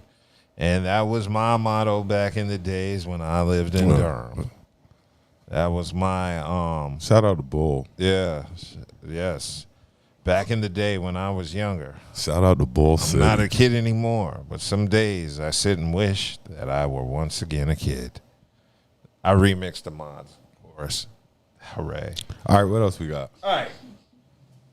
I wanted to get into the new app that came out. From my understanding, it's not a new app, but it got popular, and it's the T app. The T app. The T app was very popular in the past couple of weeks amongst gossipy women who wanted to dish the dirt while ducking accountability on their end and exposing men on the T app. Unfortunately, a data breach hit this week as well. That's God's work. Exposing 72,000 user images. That's God's work. Being nosy, get your ass. Yeah, so the T-App is basically, as stated, it's something that's pretty much you can do on Facebook as well. It's supposed to be an anonymous app where women can report creepy men and beware other women. Of course, nothing like that is ever going to be good for society as a whole because you're going to have lots and lots of women hopping on there. Just discussing men that might be painted in a negative, and basically slander. Right. Slander and libel. You're going to have a lot of women taken to the internet getting revenge on men who they feel did not do them right, even though legally they did nothing wrong. So they're going to be on the T-App posting about these men anonymously. And I got to say, for any woman that decided to do this, I got to say it's ridiculous for you to give your own selfie or personal government-associated ID to any app that is going to grant you anonymity. That's the word I'm looking for. Anonymity, yes. Yeah. So if some app is telling you you're going to be anonymous, then they shouldn't require a photo ID of you in order for you to gain access to the app. Because then you're not anonymous. You're not anonymous. So, like Telegram. I use Telegram sometimes, and that's supposed to be anonymous chats. And if Telegram asked me to use my ID or to take a selfie in order to gain access to it, I would never do that shit. So shout out to you non-tech savvy women who don't know how the internet really works. So anyway, hackers were able to hack into the T-App's database, and they were able to extract the information of over 72,000 women. This is not good because now they have your face and your identity tied to a account, and they've been able to trace the locations of where all of these women are. So shout out to these women who are more thirsty and hungry to expose people and gossip that you put your own security at risk by giving people information they should not have had. And then how much of that stuff is truthful and how much of that stuff is like Dub said, a quick way to slander somebody? I mean, I believe there's more of a quick way to slander somebody versus it being an actual application to help women. To me, there are much better ways to go about doing this. There are free Facebook groups, where women do the same shit. Mm-hmm. Is this your man? Yeah. Right. That part. Have you seen him? Yeah, so it looks like 13,000 selfies and photo IDs submitted for account verifications. In addition to that, 59,000 images from posts, comments, and direct messages. And they also said that no email or phone numbers were exposed and that only users who signed up before February 2024 were affected. So if you signed up for this app after February of 2024, your data should be safe. But if you signed up before that time, you're pretty much screwed. And they're looking into engaging a third-party cybersecurity experts and working around the clock to secure their systems. And it looks like the hacked data is being shared amongst the internet after discovering these exposed databases. Now, from my understanding, I was reading a little bit on the inside. I work in the IT industry. Their database was not secure, which basically means they did not have a level of encryption around their database. So while people use the word hacked, they weren't actually hacked. There were no security measures in place to prevent anybody from extracting this data. So all people had to do was just basically go in the back way, through APIs. And basically, they were able to go in through the back way to the app, and that's where they gained access to the database where they were able to extract that information. And since there were no real security measures put in place to prevent this from happening, literally anybody who knows how to access endpoints has a way to do this. There was no encryption, no security, no nothing preventing people from accessing this database. So the people who own this T-app expect to see some major lawsuits, and I wouldn't be surprised if the company goes belly up, because that is a major, major risk, especially when you have people's data. You are supposed to have a way to protect the data in your database and prevent it from getting hacked. When people hack, there's a way of going around the encryption. There was no encryption involved to prevent people from doing. It's basically the equivalent of leaving your door open and having somebody just walk in and steal your shit. There was no lock in place or any type of measure to prevent people from accessing. They didn't even put a latch on the damn screen. Yeah, there was no latch, no nothing. So anybody could have accessed it because it was so badly secured. So if you're one of those women that signed up before 2020, February 2020, 24, they got your information, they got your photos. They may not have your email, they may not have your phone number, but they can certainly get that information through face tracing technology if they have a clear photo of you from that database. So you can do a back trace, a reverse Google trace on people's faces now, and you can find social media and anything that's associated with that person's face. So if you got your face on a Facebook profile, somebody could possibly use the image from this database to find your Facebook profile or anything that's a LinkedIn profile or something like that. So that's the dangers of doing this. But shout out to you gossipy women who wanted to be messy and you got messy. At the end of the day, when it comes, the bottom line for this T-app is this: different people bring out different people.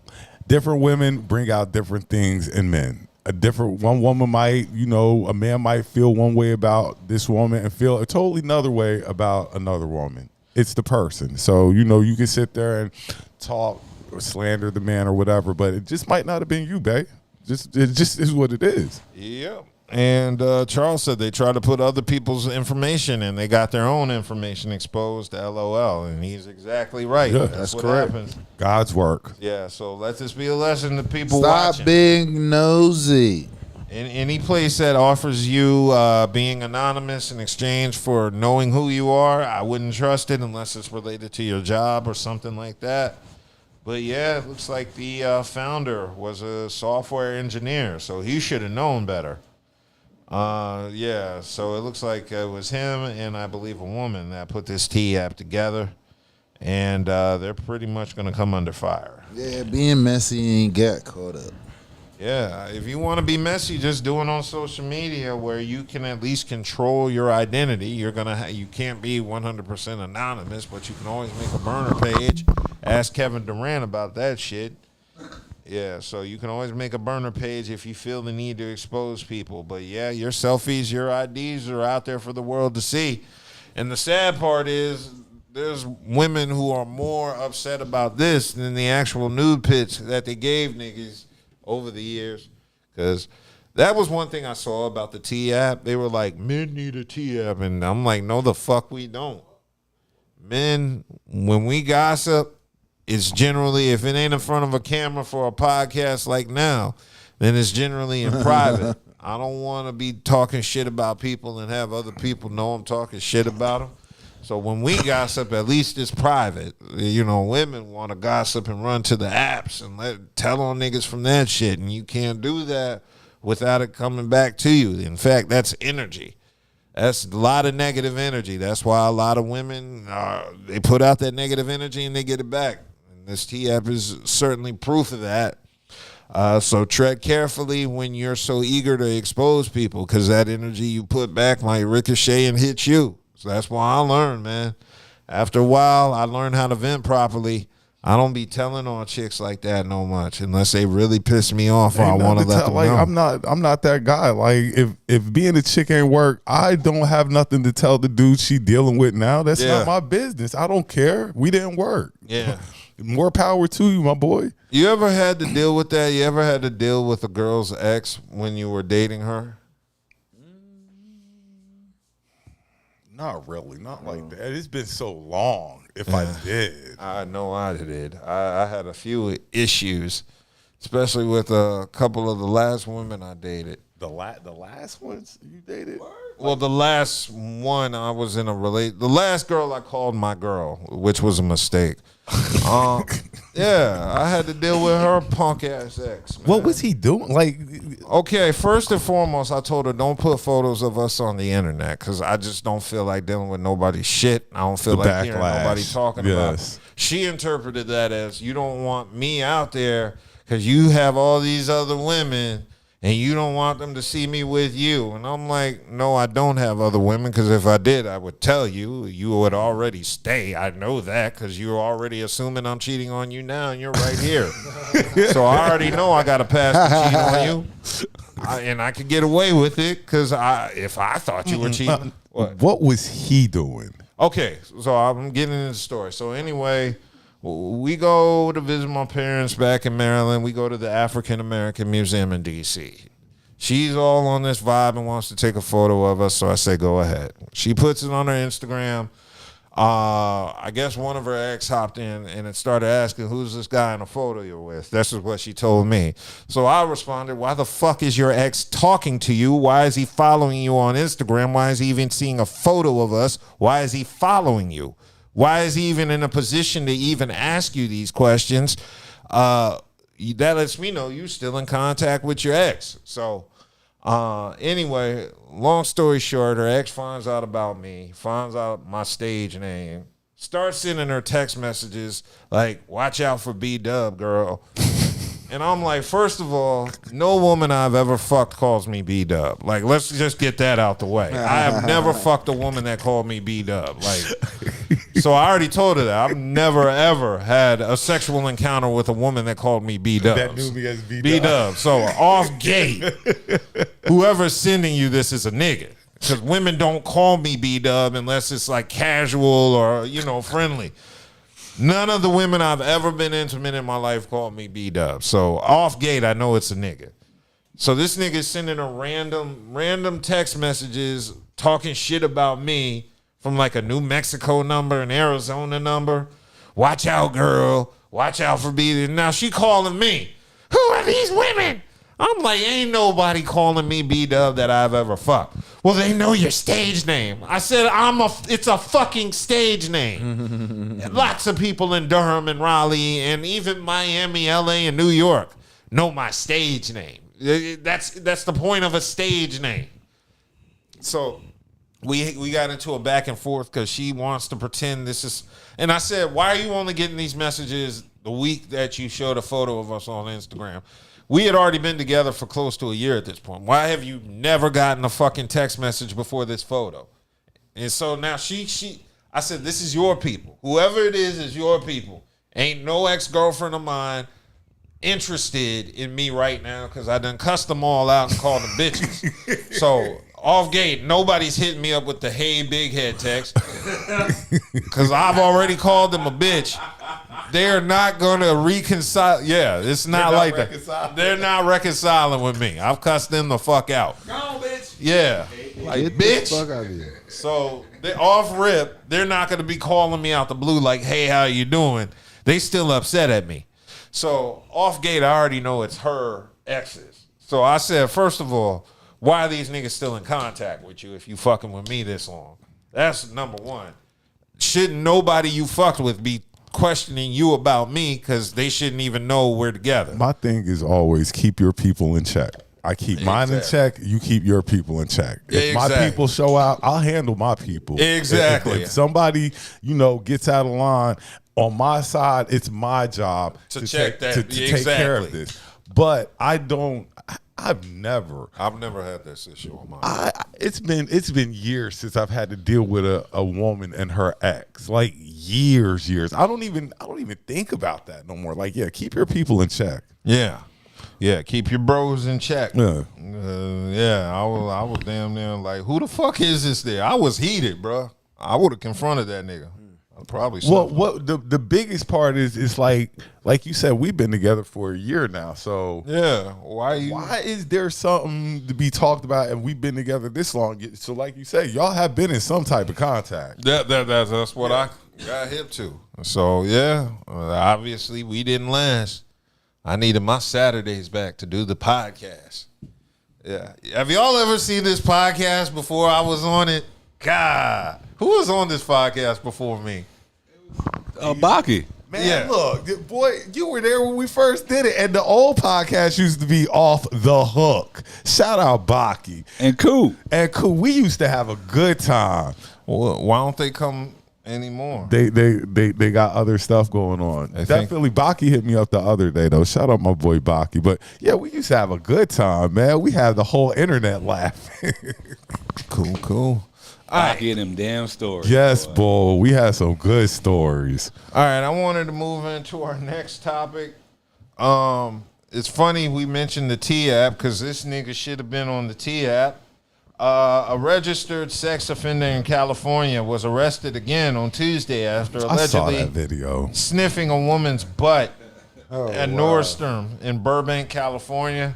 This man was Khalees Crowder, who was 38 of Glendale, California, and was detained after a report of a suspicious man loitering in the women's department of Nordstrom Rack at the Empire Center. Remember when I said we don't kink shame? No, you got to kink. You remember when I said we don't kink shame? I'm sorry. We got to kink shame this one. Yeah. Go ahead, Dub. So they captured security footage of this man following a female shopper before crouching behind her and appearing to sniff her buttocks. Get the fuck out of here. Yes. Butt sniffer. Butt sniffer. Police found him on Tuesday at a Walmart in the same shopping center as Nordstrom Rack, where he was also allegedly seen sniffing women.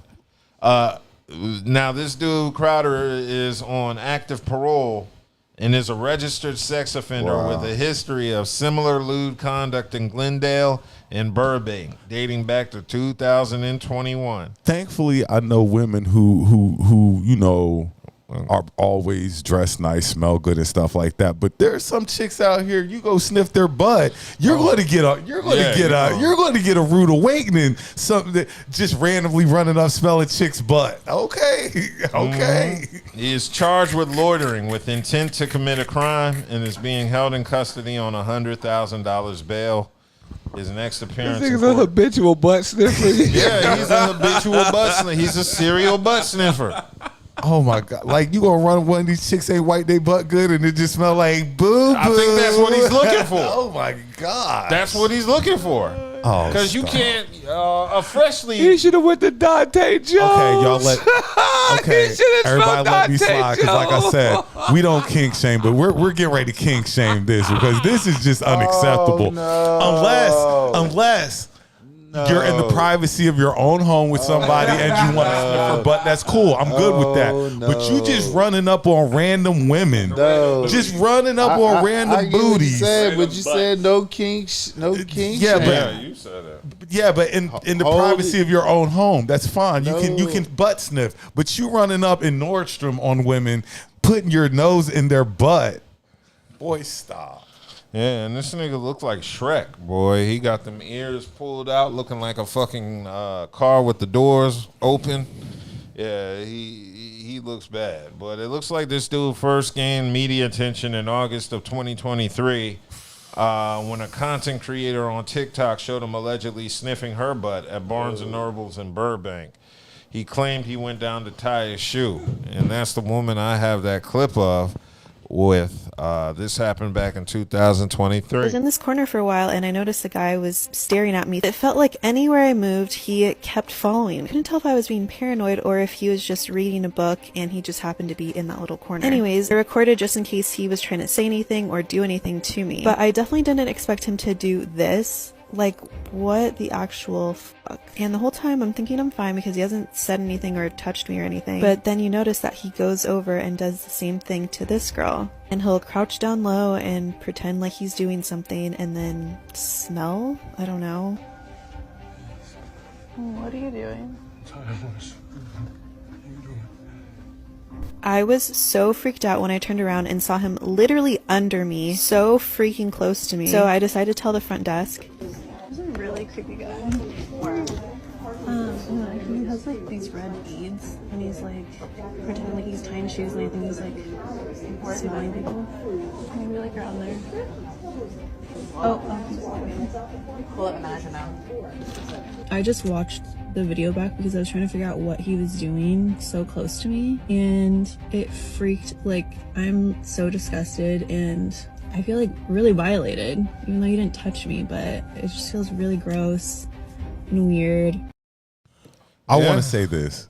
Some of y'all dudes are straight up weirdos. Just straight up weirdos. Just straight up weirdos. Yeah, so this incident was Weirdo. back in 2023, and it looks like in that same year, this dude was previously serving prison time for burglary and robbery, and was sentenced in February 23 to a year in jail for indecent exposure in Santa Clarita, but was released early. And he was arrested again that August for peeping and prowling at a Glendale home with children present. That's the dude. That's the kind of dude that'll break in your house and sniff in your drawer. Oh, he'll do worse than that. I'm believing this dude is. It's probably just going to get worse the longer he keeps doing this. So, well, they need to put him somewhere where he can't do that because he doesn't need to be out here amongst us. Yeah, well, this is another charge. I don't know what felony this is. I hope it's a felony. Oh, I'm pretty sure it is. This dude is a super freak, man. They walk around sniffing butt. He's a super freak. He's a professional butt sniffer. A professional butt sniffer. He out here crouching in the aisles, nigga. He crouching in the I want to know how he selects his victims. Like, whoever around. Because you can't be like, if you're a butt sniffer, you're sniffing everybody's butt. Well, no, I don't think so. I think he definitely has to have a type. He got a type. You got to have a type. Like, he be sizing them up. Like, yeah, I'm gonna sniff that. He might walk past him, she smelled good. And like, oh shit, let me I gotta smell her butt. I gotta smell her head. I gotta smell her butt. I smell her butt. You said no kink shaming. Wait. Do you think she got to smell good in order for him to smell it? Because if you smelling people's butts, I think so. You ain't looking for most people who wash themselves ain't gonna have a scent. Especially if they're wearing jeans. So, yeah, this nigga had to get up in that ass. Quick, fast. Like Ramadan. It's that rap phenomenon. Yeah, you could call this nigga a brown noser. Yeah. Charles said, "What is the charge for sniffing ass?" Well, Look, there are Charles, a few you gonna have to charges. look this up, bro, because I don't know. No, he got a few charges from it. He was checking for BBL funk. That That's nigga what got Charles aggravated ass sniffing. said. Aggravated ass sniffing. Indecent ass exposure. These dudes are weirdos out here, man. No, you can get charged with this because it was, first of all, it was a lewd act. He's got his face in a woman's ass. Second of all, what was he charged with? He was charged with ass sniffing. Where do we find these stories? He's charged with intent to commit a crime. He is charged with loitering with intent to commit a crime. That's what that's what the charge And is. you know what's crazy? We've covered a story crazier than this one, and the butt sniffing one is crazy. But the craziest Walking one, in the hotels. no, that one was crazy. That one was crazy. I don't know if that was as crazy as the dude who was ejaculating on people. Oh yeah, Philly. Is that crazier? Which one's crazier? I don't know. You walking into somebody's room and just start performing. Yeah, the guy who broke into a hotel Like is you crazy. just breaking in a random room and sucking niggas. Like come on, yo. Come on, yo. Come on. Yeah, that's a little bit crazier. Boy, we found the craziest story. Professional butt sniffer. Oh Jesus. yeah, serial butt sniffer. Serial butt sniffer. Ladies, be on the lookout for this guy. He's arrested. He gonna be back out, obviously, because he done it before. Ladies, stay on the lookout for this guy. Yeah. Jeez. That butt sniff is serious around those parts. I understand females sometimes. Like, y'all dudes be weird as fuck. Like, yeah, I understand females sometimes. Okay, well, this leads to another story because I guess this goes hand in hand with Uber, giving women the option to request female drivers. That's dope. Yeah, just in case you got to run from a butt sniffer, you can Uber and request a woman who's going to help you get away from the butt sniffer. But logically, they should have been did that, though. Yeah. That should have been something they should have instituted when they first started. You know, just for safety precautions, because most women feel safe with other women. And I've heard some chicks give some really wild Uber stories before. I have too. Yeah, so. With these new changes, I've been seeing some feedback on the internet because there are certain, I don't know if they're trolls or what, but men are calling it discriminatory and all that shit. And I gotta admit, there's just some things women need that men don't. Like what? Like tampons. What are you? I don't see no need to complain about this. Like, if I could just get women to come pick me up on Uber, I'd do that. But just for female safety and for them to feel, like they're safe, I definitely am all for that. Well, if you are a Uber driver, a male Uber driver, you will feel some type of way because. What if in your area, more percentage of women drive Uber? You see what I'm saying? That means that's potential money that you are losing. That means you better travel out further or something like. But see, again, that means he's losing money. You see what I'm saying? Safety is the biggest concern over everything else. Yeah, but we also know that the ratio of women to men is 4-1. So it's more women than men, and it probably depending on what area you live at, more women probably do Uber. So that means that's money that he's losing. That a man is losing. Sorry. Ain't no sorry, because if you turn that shit around and you had an all exclusive male whatever. As a Uber, so if I'm catching an Uber, I don't just want guys to come get me. No, but what I'm saying, listen to what I'm saying. I see what you're saying. Right, but safety should still be prioritized. Safety is the main concern. Okay, They they have some type of apparatus device that you can record. Not only them, but you can record the passenger.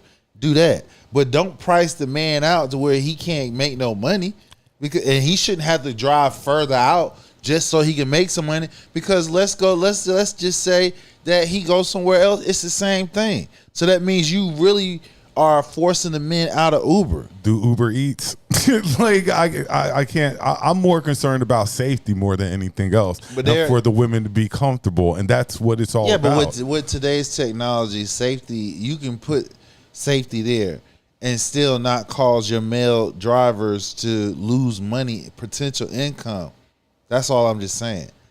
It's discriminatory no matter how you look at it. That is true. Now, on the other side, there is an option for women drivers to have the option to request trips for women riders only. See what I'm saying? Including during peak evening hours like evenings, and this means more opportunities to earn on their terms with flexibility and confidence. Women drivers can toggle on the option for women rider preference in their app settings. If they want to receive trip requests from all riders, they have to turn the preference off. So now if you're a male rider, you'll probably most likely have to wait on another male to come pick you up. Yeah. And what if you don't have enough male drivers in the area to do so? Start See walking. what I'm saying? Start walking. Like, see, like, but that's still not right, because if it's the other way around, when it it'll comes be an to uproar. safety, it's safety. Oh man, it's safety precautions. No, we're not going. That's a cheap way, easy way to safety. No bullshit. Well, we're gonna call a spade. What it is discriminatory. If a woman was characterized just like that, I don't hear any guys getting, fucked with by their male Uber driver. I don't hear about that. Now, if I heard more guys being messed with by their male Uber driver, then I understand. What you the mean only messed thing with? I hear about is females being messed with by their male Uber what you drivers. mean mess with? Like making them feel uncomfortable. What's making them feel uncomfortable? By talking to him? Conversation. Maybe you don't even trust the way he looks. He might be, a shady individual. I'm good with that. He might be a butt sniffer. He might be a butt sniffer. Okay, but that's on Uber, because Uber needs to screen their people who drives for them. Again, we talking about the ones who does it by the book. They are unfairly getting priced out, and if you are a rider, you most likely will have to wait on a certain, it still ain't right. I don't care how you cut it. And saying hanging your hat on safety is, in my opinion, a weak point, because again, if it was a woman's like that, there'll be the problem. Well, now Uber is saying a majority of their drivers are men. So they work to ensure that this feature is usable in different places around the world. So they are saying a majority of their drivers are men. And most likely, if a woman is requesting a woman driver, it's probably going to be more of a time inconvenience for her. So she really has to be up on safety to most likely take this option, because there are going to be more men drivers around to pick them up. I was thinking, like, that's what definitely they say. way more. No, that's have you what ever Uber used said. Uber? Have you ever used Uber? What's the percentage of male female drivers you get? Because I can tell you mine. It's about 50-50. Nah. It Mine's is. about 80, 20, 70, 30. So I might see 80, 20, 70, 30. I might see. Sound like the judge who gave that nigga cash. I might see 8 guys and 2 women. I might see, out of 10 rides, I might see 7 guys, 3 women. Mine's from when I use it. That's where the percent comes from. It's about 50-50. I've always had male drivers when I took Uber or Lyft. I have female drivers. I've had a few, but I've had way more male Uber drivers. As have I. Interesting. So, yeah, I mean, it seems like a good feature. It just seems like if a majority of drivers are men, it's going to be an inconvenience for women. So she's trading convenience in for safety. And this leads to more questions. First and foremost, what a transgender is going to do. Because what if a transgender woman requests a woman? Is that request going to be denied? No, I don't know. You have to ask them. Yeah. Well, I mean, that's just stuff to think about. And also, very butch lesbians. They're women too. So, they could pick you up and make a life a nightmare. Because we know some lesbians can be just as aggressive as dudes. You get not into a even more car. because they're the same sex. Yeah, and a lot of them look like either Slim from Cash Money or Manny Fresh from Cash Money, but they look like somebody from Cash Money. Yeah, so ladies, y'all can take this feature. I do think it is a little odd. I think it's just an odd feature that's probably going to most likely cause more inconvenience for you than just taking a male. driver or whoever's there around you. But if you need this to feel safe, go for it. Just probably be ready to add extra 30 minutes to your commute. To your wait time. Yeah. At least 15 to your wait time. All in the name of safety. And what's a bigger issue is what if she demands an Uber and it's a bear? And she's got to choose between a man or a bear. Whatever. All right, let's go ahead and move off this and get into sports. Yeah, Charles actually asked a good question. What if I identify as a woman? See, that's what I said. Yeah. And the same group of women are going to be like, oh, no, I can't let this man, woman in my car. And then they're going to get sued. So I already know how this ends. All right, let's get into sports. Quick NBA blurb because there wasn't much in the way of the NBA. But Chris Paul decided to reunite with the Clippers for his 21st and final season. Yep. I don't know what that means, but I know the Clippers are going to be the oldest team in NBA history. Yep. What? It just means the Clippers, they're going to be all right, but they're not going anywhere. No, I'm more concerned with who's going to be healthy when the playoffs Nobody. Not a damn one of them. Because it seems like, this whole crew just breaks down. Bradley Beal just came there too, right? Yeah. So you got broke-ass Bradley Beal, broke-ass Chris Paul, broke-ass Kawhi. And broke-ass hard. Yeah, like probable, doubtful, out. God damn. That's what it is. Yeah. And the Clippers, they don't move me. It'll be nice. I guess it's a nice gesture, but you don't take the Clippers serious to win anything. The Clippers' window to win something was 10 years ago. So I don't see him doing anything. Nah, I don't see him doing anything. Yeah, older. This is where Chris wanted to go. Now, Chris does hold the most assists in Clippers history, franchise history, of 4,023.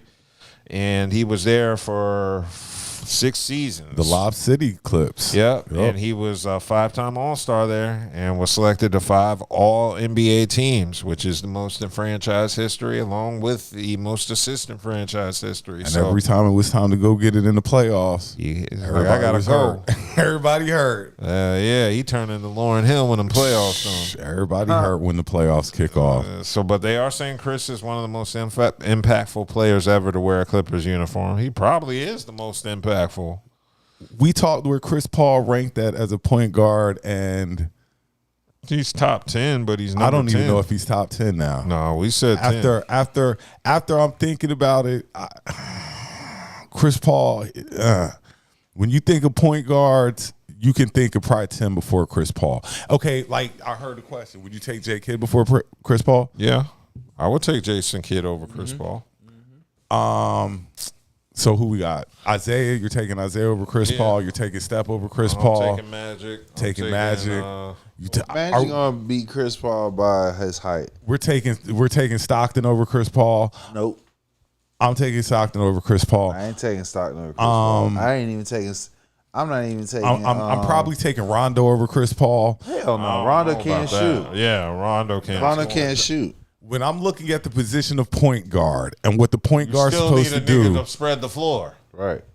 Who else am I taking over Chris Paul? CP3 was still a dog. He was. I'm not taking anything away from Chris Paul like that. He was a dog. You want a tiny Archibald, nigga? You reaching? I'll come up with my list for next tiny week. Archibald, goddamn Spud Webb, nigga. Nah. Well, Allen Iverson is a shooting guard. Mo Cheeks. I'll take Mo over Chris Paul. Mark Jackson. I'll take Mark Jackson over Chris Paul. God damn. What about Andre Miller? Look, I'm not. I might take Andre over Chris Paul. Like Andre. You say what? I know you talking about. Andre was nice. Yeah, but over Chris Paul, no. Yo, that little look. That Annie was strong. I got you. I got you. But Chris Paul is crafty with that ball. He floor general and stuff like that, and his little mid range shot. You know, put him over Hardaway. Hardaway. I might have to. Neither Hardaway. Neither one of them. Yeah, I meant Tim, but yeah, I'm glad you brought up him. Oh, then yeah, he definitely slided down the list. Then what you mean, Tim? Okay, Tim and Penny. He ain't better than Penny. He was never better than Penny. Penny is. Do you put him as a point guard or Penny Hardaway was What a you point mean guard. as a point guard? I he mean, was a point. Westbrook. They just said definitely Westbrook. Oh, What he's about- definitely over. Nah, I ain't putting him over Westbrook because No, Westbrook. no, I'm saying Westbrook's over Chris Paul. Yeah. We said that because of MVPs What about alone. Steve Nash? Yeah, Steve Nash got an MVP. Got to put him over Chris Paul. Those MVPs. No, we're not doing that. What you Putting him mean? over- We talking about game wise. Yeah, His game. I don't know if I put. I'm Chris not Paul putting. over I'm not Steve putting Nash. Steve Nash over Chris Paul. Yeah, I can't do that. No. I'm taking Steve Nash. Hell no. Steve ain't playing no D. Chris Paul lock his ass down. Yeah, at least Chris Paul defends on the other Okay, side. before we jump, me and my coworkers had this conversation at at work. This basketball related. Paul Pierce. Do you take Manu over Paul? Who? Manu Ginobili over Paul Pierce. I'm taking Paul Pierce. Yeah, I'm taking Paul Pierce. Buddha. That's a weird comparison It considering is, they 'cause don't even their play the same game- position. Yeah, because Mono is like No, Mono was is a like shooting a guard. shooting guard / small forward. Okay, I mean, he three. But Paul Pierce was a small He- forward. Small forward, and they if they And go Paul big, plays Manu was shooting a guard natural too. Shooting guard. He could play 2 or 3. They I mean, both he played could, 2 or but 3. he's But not- naturally, yeah, Pierce is a 3. Yeah, Manu Manu was a is 2. discussed among the top shooting guards in the Mono league. is definitely a shooting guard. Yeah, but he could play small forward. So could Kobe, but Kobe's considered a shooting guard. Correct. Did y'all think Kobe was too low on the list? Hell fucking yeah. All right, wasn't he number 11? Something like that. He's supposed listen. He's supposed to be. It's Mike. You can say him, in my opinion, LeBron, or you can flip flop it. Only reason why LeBron can be flip flop because he's an all time leading scorer. You know what I'm saying? Kobe. If Kobe never tore his Achilles, he would have been the all time leading scorer because he was on track at that time to be the all time. My only problem Yeah, with the he list, was. my only problem is Steph is ahead of Kobe. That was the only thing I had with it. Like Kobe should be ahead of Steph. That was my only problem with the list. Okay, well, I never had a major issue with the list, but yeah, I do think Kobe should have went up higher. But in terms of point guards, now Charles asks, is James Harden a 1 or a 2? I would consider Harden a 2 because that's where he made his name. In OKC and Houston, he was a shooting guard. He only ran point because he was probably the best ball handler on the team. In Houston. Yeah. So, yeah, I don't consider Harden a point guard at all. He just runs point because who else is going to run point on the Clippers? Good question. He can play point, and he is, but that's not his natural position. That's not what he came in the league. That's not where, when he made his name in Houston, He was a shooting guard. And he's mentioned again with Ginobili in the same top shooting. Actually, no. When he's in Houston, he's a point guard because he had the ball in his hands majority of the time. Wasn't Chris Paul there with him? Yeah. Yeah, for a short stint. Yeah. And Like, I mean, even what's his name was there. Passing. Even what's his name was there before he got rid of him. Westbrook was there. Yeah. Yeah. Him and Westbrook was on team though. Okay, Yeah, so Westbrook was the point, and Chris Paul was the point. Yeah, but James Harden, that was James Harden's teams. When Chris Paul and Westbrook came there, that was James Harden's team. Yeah. James Harden had the ball in his. Daryl Morey was the VP. Yeah, love his ass. Yeah, that's how he got all the way to Philly. Tony Parker over Chris Paul? No. I can't do it. No. Yeah. No. Yeah, Tony Parker, his shot wasn't that great. Right. Yeah. I never liked Tony Parker in San Antonio, and I hated the version they sent to Charlotte. Why even mention Hated the Charlotte? version of Tony Parker. He was on his last leg. That was the retirement tour in Charlotte. Speaking of the Hornets, can we give a shout out to the Hornets for getting their first fucking championship in something? Something. Shout out the Hornets for winning Summer League this year. Get them boys their props. Like, we're expecting the playoffs this year, guys. Like I'm expecting the playoffs. I'm expecting the play-in game at least. The play-in. I'm expecting the play-in game at least. Bare minimum. Yeah. Like, if we're not the 6-7, because that's you in, won't. right? You won't. You ain't making it 6-7. So 8, 9, 10. Like, I'm expecting right there. That's where they need to be shooting this year. Yeah, because that's what you're going to get. So you got the NFL, you got 100 players getting suspension, possible fines because they was giving Super Bowl tickets and they're selling them to secondary online vendors above pricing, which that's a no against the Of course, collective that's a no-no. bargaining. So there's either they're getting fines, which is I think like double the amount of the ticket face value, or they face suspension, or and they have not named them. They won't name them, and some of them have already paid the fine and moved on. And they also can end up getting tickets for 2 years to the Super Bowl. And if they do actually make it to the Super Bowl, then they had to pay their own tickets. So whoever they want coming, they had to buy the tickets themselves instead of being given to them. Outside of that, where's your boy Shador at on the depth chart? I mean, they trying to lowball. Where's he at on the depth chart? There is no depth chart. Yeah, it is. No, it's QB 1, 2, 3, and 4. There is no depth chart. They Okay. just started training camp. Yeah. Well, as of right now, They what just I've started seen is Pickett is 1, Flacco is 2. They're gonna give Pickett all the opportunities in the world because they traded for him.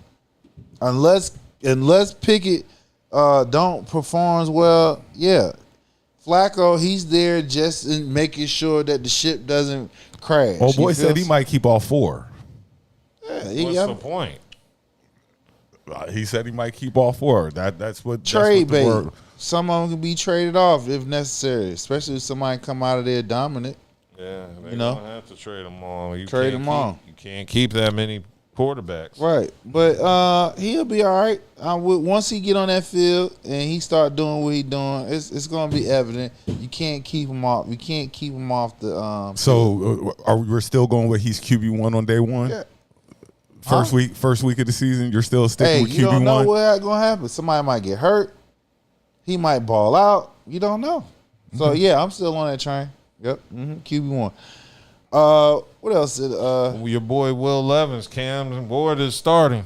Well, Will Levis wasn't going to start anyway. Cam Ward was starting anyway. Listen, man, once they drafted Cam #1 overall, it was his job to lose.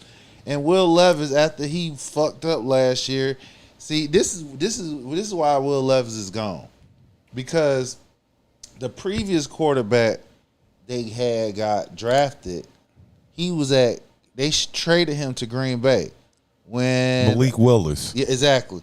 When what's the name got hurt last year, Malik Willis went against Will Levis. Green Bay against Tennessee. Green Bay won, and Malik Willis balled out. He did. He looked like a stud that game. And also, Will Levis also became famous when they was winning against Chicago, and he blatantly dummied threw the damn, instead of throwing the ball away, he threw it some weird ass way, and the dude picked it off in the air and ran it back for the touchdown. So Will Levis has been a bum. So him going ahead and get his shoulders surgery and everything, he wasn't going to win the job. It was Cam Ward's to lose. And like I said, we've been talking about Shador so damn much. Cam Ward, he's blazing the shit up. He doing his damn thing. Quiet. He playing with the Titans. Though. Let's keep it a buck though. Like, man, he playing with the Titans. You're going if you're the best prospect, you're gonna go to the worst team. So you can't. This ain't NBA. Can't force yourself to go. Right. Yes, you can. But like we've said, he's been the quietest #1 pick I right. can ever remember in the NFL draft. Because the 5th round got all the damn headline.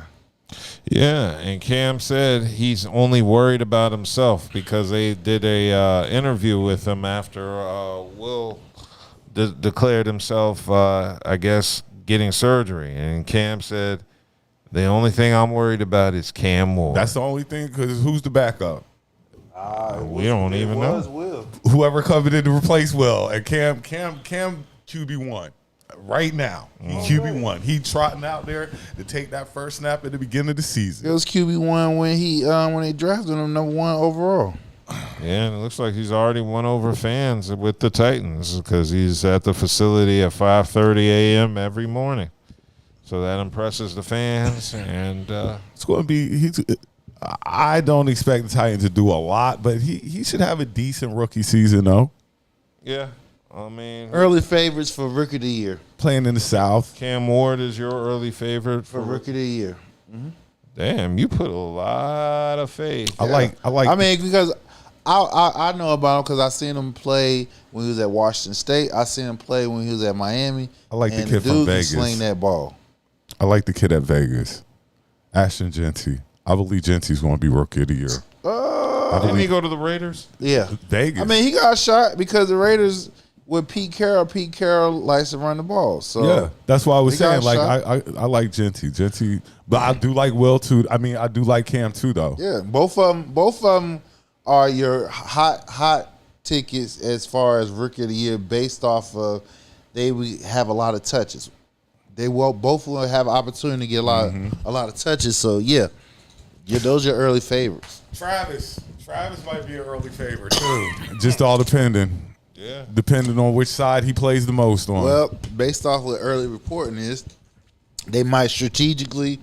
Some weeks he might play both sides of the ball. Some weeks he might just do wide receiver. I told you they were going to put that boy on both sides of that ball. Well, I mean, we ain't getting this boy just to play. Yeah, DB. but he's not like going to offense and go from offense go to defense like how he was doing in Colorado. He's not doing that because the NFL is more physical. It's outside of physical. It's more.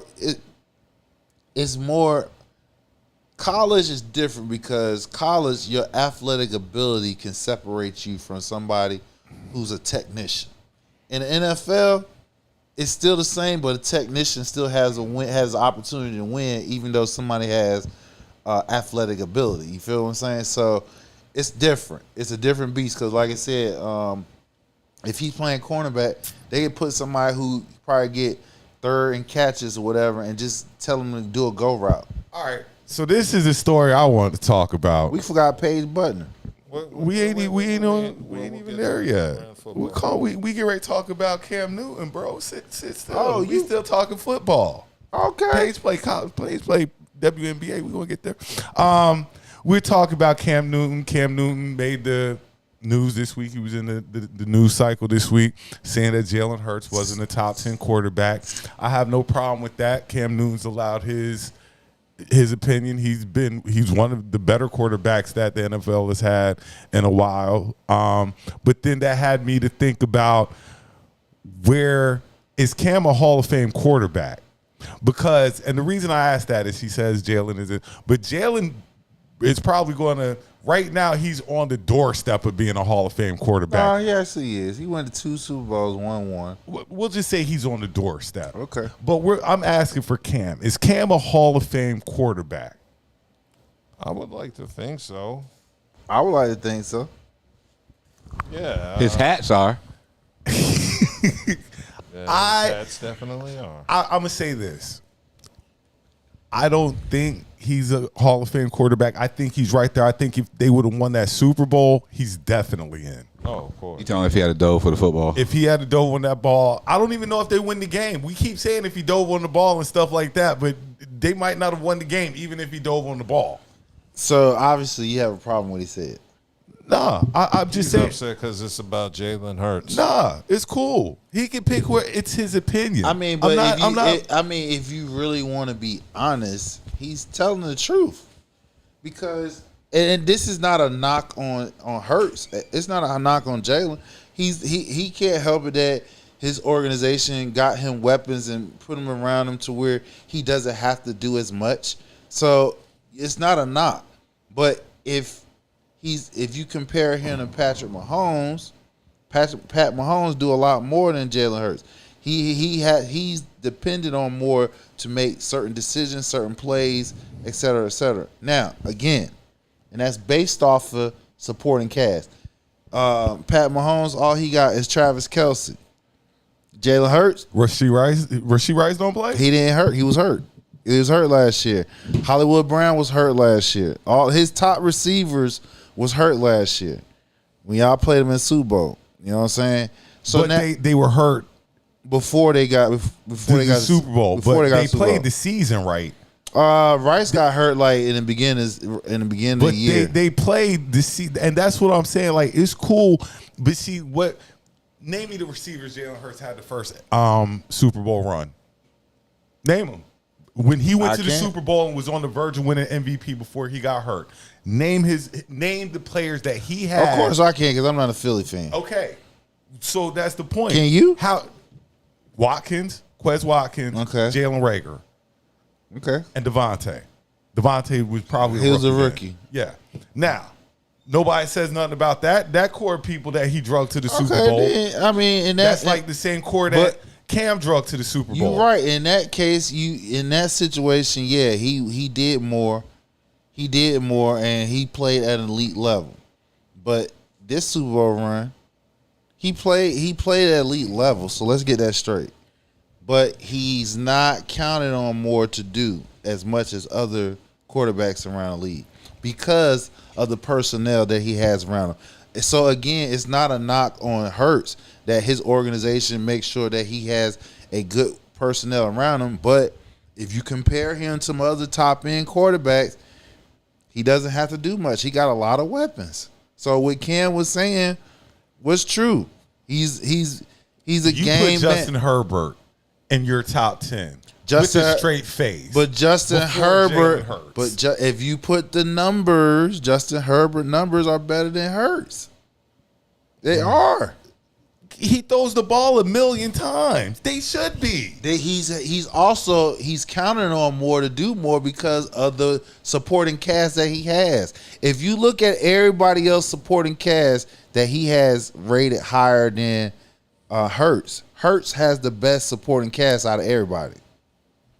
So, where is what Cam's saying is wrong? I don't understand y'all, because when we started the season out 2-2 last year, and y'all were like, y'all ain't going nowhere. Then all of a sudden we got hot and won 16 out of the next 17 games. Then the whole thing changed. Again, but when we were 2-2, who was that? The team was. But who was doing the damn bell carrying? Fucking Saquon. That's who. They ran the ball a lot more than they passed the ball. That's the reason why y'all had a little roughed up, dust up when your boy got pissed off that he ain't getting no damn catches because they was running the fucking ball. We should run the ball. I'm not questioning that, but what I'm saying is, let's go back to the original discussion about what Cam talking about. Based off his supporting cast, it's not asked of him to do as much. Just don't lose the game. What is that an equivalent of? Game management. You can say that about anybody. Don't fumble the ball. Don't drop the ball. Don't do none of that stuff. But based off your personnel, you got 2 top-end receivers, a top-end damn tight end, a top-end motherfucking running back. Not too many organizations have all of that.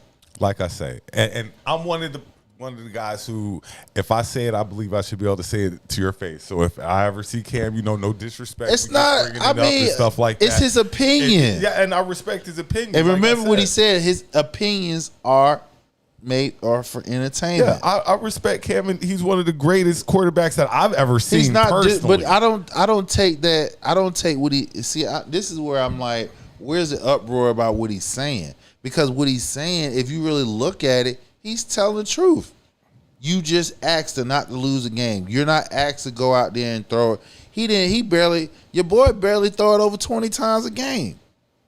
Elite quarterbacks throw the ball. No, they don't. Yes, fuck they do. Yes, they do. No, they don't. John Elway, when they won the Super Bowl, he didn't throw the ball like that. No, what are y'all saying? I'm gonna say within the last decade, sir. What are y'all saying? I'm gonna tell you why. No. Because the difference between when John Elway played versus now, offense has more freedom. Defense is a lot more hamstrung. So that means the numbers are going to be a lot more fluctuated and be more. So you talking about two different generation of football. We say within the last decade, if you're not throwing the ball 20, 25, minimum 20, 25 a game, you're not considered elite. I don't know why. Because if you're not throwing between 20 and 25 then a your game, run game is trash. No. What it is meaning, you can have a good run game. Because what y'all had, he was a 2,000 yard. No, back up. Henry over there in Baltimore, 2,000 yard scrimmage.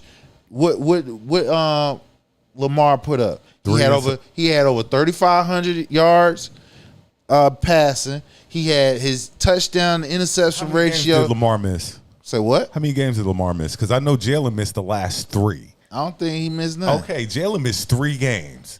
Okay. And you're saying he pulled up at 2,900. So if he plays those 3 games, he finishes with 30, 33. Only thing 34. I'm saying is, all I'm just saying is, today's game, if you want to be considered an elite quarterback, you have to be throwing the ball between 20 and 25 times. Your average yardage should be between 250, 300 yards a game. You should have at least 2-to-1 ratio as far as touchdown interception to be considered elite. All right. We again, like I said, if you go off based off what Cam's saying, he's not telling the truth. He's not telling a lie. All these quarterbacks with all these beautiful stats don't win anything. I feel you. Burrow hasn't won nothing. But what he's not. Herbert hasn't won nothing. I got you. But what he's saying is he's not saying that he isn't. He's not saying he's not an elite quarterback. He's just saying based off his personnel, he's not asked to win. He's not asked to lose the game. He's not asked to go out here and throw it 20, 25 times, 300 plus yards, 2+ touchdowns, which that's facts. Now, Charles says Cam is not a Hall of Fame quarterback. He flamed out too early, and the Patriot years did not help. That's true. I don't believe Cam is a Hall of Fame quarterback. I believe he was right there. But I don't think he's a Hall MVP. Yeah, he was the MVP. But that Super Bowl carries a little bit more weight. If you and you didn't even need Super Bowl MVP, you just needed the Super Bowl trophy. That was the first time in franchise history they made a Super Bowl. Okay. But I'm just saying that would have helped Cam's thing to get into Canton. That's what I believe. And like I said, not taking away nothing from Cam, because even if he would have jumped on the ball, we don't know if they would have won that game. He just would have jumped on the ball. Mm-hmm. Okay, well, moving right along, there was also a injury to Jets quarterback Justin Long.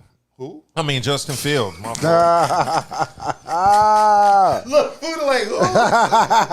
Justin Fields. I was thinking of the the kicker. Oh my god.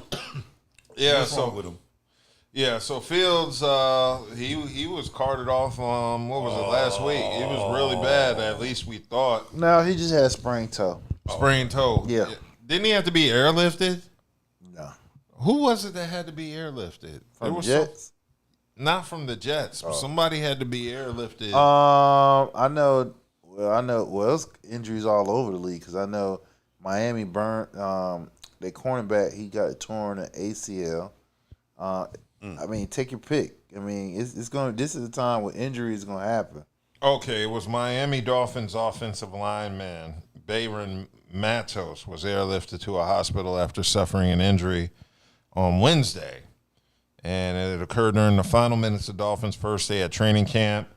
They confirmed that the tackle is in stable condition, but they do not have any additional information on the injury. So it sounded pretty bad if he needed to be airlifted. Yeah, airlifted is bad. Dude is Dominican, and he went undrafted in 2024, but signed with Miami through the NFL's International Player Pathway Program, which gives athletes from countries outside the United States the opportunity to play in the NFL to expand the game's reach. So basically DEI for non-American players in the NFL, which is what it is. But I hope he's well, because if he was airlifted, that sounds pretty bad. Serious. So. Mm-hmm. Okay. Hold up. What? 39 days until y'all get y'all head buzzed. Man, I'm not even worried 39. about that. Like I said, a month and 9 days until y'all get that head buzz. Pickens and CD both gonna have over 100 yards receiving. You high? No, I'm. Dude, yeah, high. I am. Bro, high. I am. But I'm telling you what's gonna happen. Dak is back. He gonna have over 300 yards, 3 touchdowns, probably 1 interception. CD gonna have over 100 yards, touchdown, and your boy, yeah, he coming to. Y'all gonna come to Philly and do all that? Yeah, we doing all that. Yeah.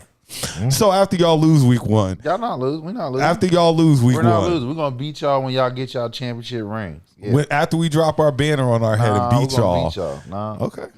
No. So, if we beat y'all, because I like bets. Right. I'm betting. Right. That Saturday. That Saturday, because it's a Thursday night game. Okay. It's Thursday night football. All right. That Saturday, you will lead off the show singing "Fly Eagles Fly." You know what? We can do that. Okay, you find you come. I gotta come up with something. I'll got- come up with something. Okay. Now go to Paige. Okay, yeah, Paige Buckers. Buckets. Yeah, Paige Bukers. Buckets. Paige Buckets. Basically matched Caitlin Clark as the fastest WNBA player to reach 300 points and 100 assists. And she broke another record earlier this week against the Valkyries. Was that Las Vegas? Yeah. No, San San Francisco. Yeah, it sounds so much easier saying the Vegas Valkyries. That just rolls off the tongue. It's golden. I think it's Golden. But you State. said it's San Francisco, Golden State Valkyries. Yeah. Yeah, so she had another record. I think it was the fastest to points with 100+ assists. So she's basically putting up numbers much better than Caitlin Clark. Unfortunately, she doesn't have a black rival, and she's a lesbian. Right. So, 2 knocks. yeah, I don't think she'll ever receive the rightfully deserved media attention over Caitlin Clark that she feels she should get. Yeah, so it says she was she tied Caitlin Clark as the fastest player in WA history to reach 300 points and 100 career assists, but she surpassed 350 points in the first half total. And she became the fastest in league history to reach that mark while also tallying at least 100 assists. So she's the fastest to get the. Paige been putting up buckets. Paige been putting up buckets at a crazy rate. Like, shout out Paige. Yes. Buckers. Yeah. Ask AZ Fudd about that. She's putting up buckets. Shout out yeah, Paige. it's a shame that because of politics, she'll never get. Well, not right now. She won't get the love that she deserves. Yeah, but we're giving it to her because she deserves it. Yeah. Paige is a basket. She's a bucket. She really is. Yes, she is. So I was kind of shocked to hear that, considering the lack of media attention. So Of course. Unfortunately. And then it seemed like Caitlin's sophomore season is. She got a hurt crotch. Yeah, she's not gonna be. It's due to injury. So let me throw that disclaimer. Due to injury, can we say this is a failed season for her? I can't say If it's due to injury, then no, not really. It is. If you played if you come in the season, you on a team. You expect to win. You expect to be successful. But Not if you're not playing. Right. If you're not playing due to injury, it's a failed season. How? Because you're not playing. And But outside not playing, that's not because of you though. If it was because of you and you were just listen to what I'm saying. You're missing what I'm saying. What I'm saying is, as an athlete, even you, when you go to work, everybody go to work, we go to work want to be the best version of ourselves. If we're sick, hurt, mad, or whatever case may be, we're not going to be the best version of ourselves. So that means if you go in because you hurt and you push yourself through, it's successful in a sense because you push yourself through, but it's not because look what you had to endure to get through this point. Now, as an athlete, for her coming in the second season, I'm sure she had goals, aspiration, them going to playoffs, trying to win a chip. She's not because she's hurt. And due to the fact that she's hurt and look like it's going to be like this for the rest of the season, and she most likely not going to reach her goals, it's considered a failed season. Even though she's not playing bad, it's just. I'll give you that. Yeah, you talking about when you setting goals for yourself, and you're due to the fact she can't help it that the injuries is keeping her out, but she has goals set. She's not going to meet them. Most likely, she won't meet them. So because of that, it will be considered a failed season. Okay, so question. Was Michael Jordan's second season a failure? Because that's when he broke his foot. Yeah, it was. Okay. He didn't win the chip. Yeah. Well, he didn't win the chip when he was healthy, too. Of course. And it was every season you don't win, it's considered a failed season. Okay, well, as long as that energy stays the same. Yeah. I mean, like I say, like if you're not on the court, like can it really be a failure? It is. You're not on the court. I can't. It's not bad. It's not bad on her. Okay, it's bad the fact that you didn't. Game though, if you're not on the court, I can't tell what you're doing because you're not Well, on the court. as a former athlete, right? When we come in each season, when we train each season, our goals is personal goals, team goals. If we're not on the field because we're hurt for whatever reason, whether it's our fault or not, and we don't reach those goals, it's still considered a failed season.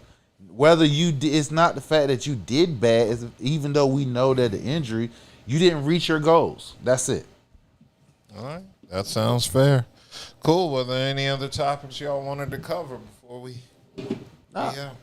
Okay. Well, it was a good show. We did 2 hours and 45 minutes, almost 3. So if you made it this far, you better like, subscribe, share, comment. Let's get participate. Come on, let's get them up. We need 10,000. Y'all make sure to tune in. We'll be back here next week, same time, same day, and all that shit with new topics to discuss. Hopefully, some crazy shit. And if y'all got topics, drop them in the inbox. You know, give us topics you want to discuss. We're for the people. Yeah, we'll cover it. But yeah, thank y'all for tuning in. See y'all next LLP.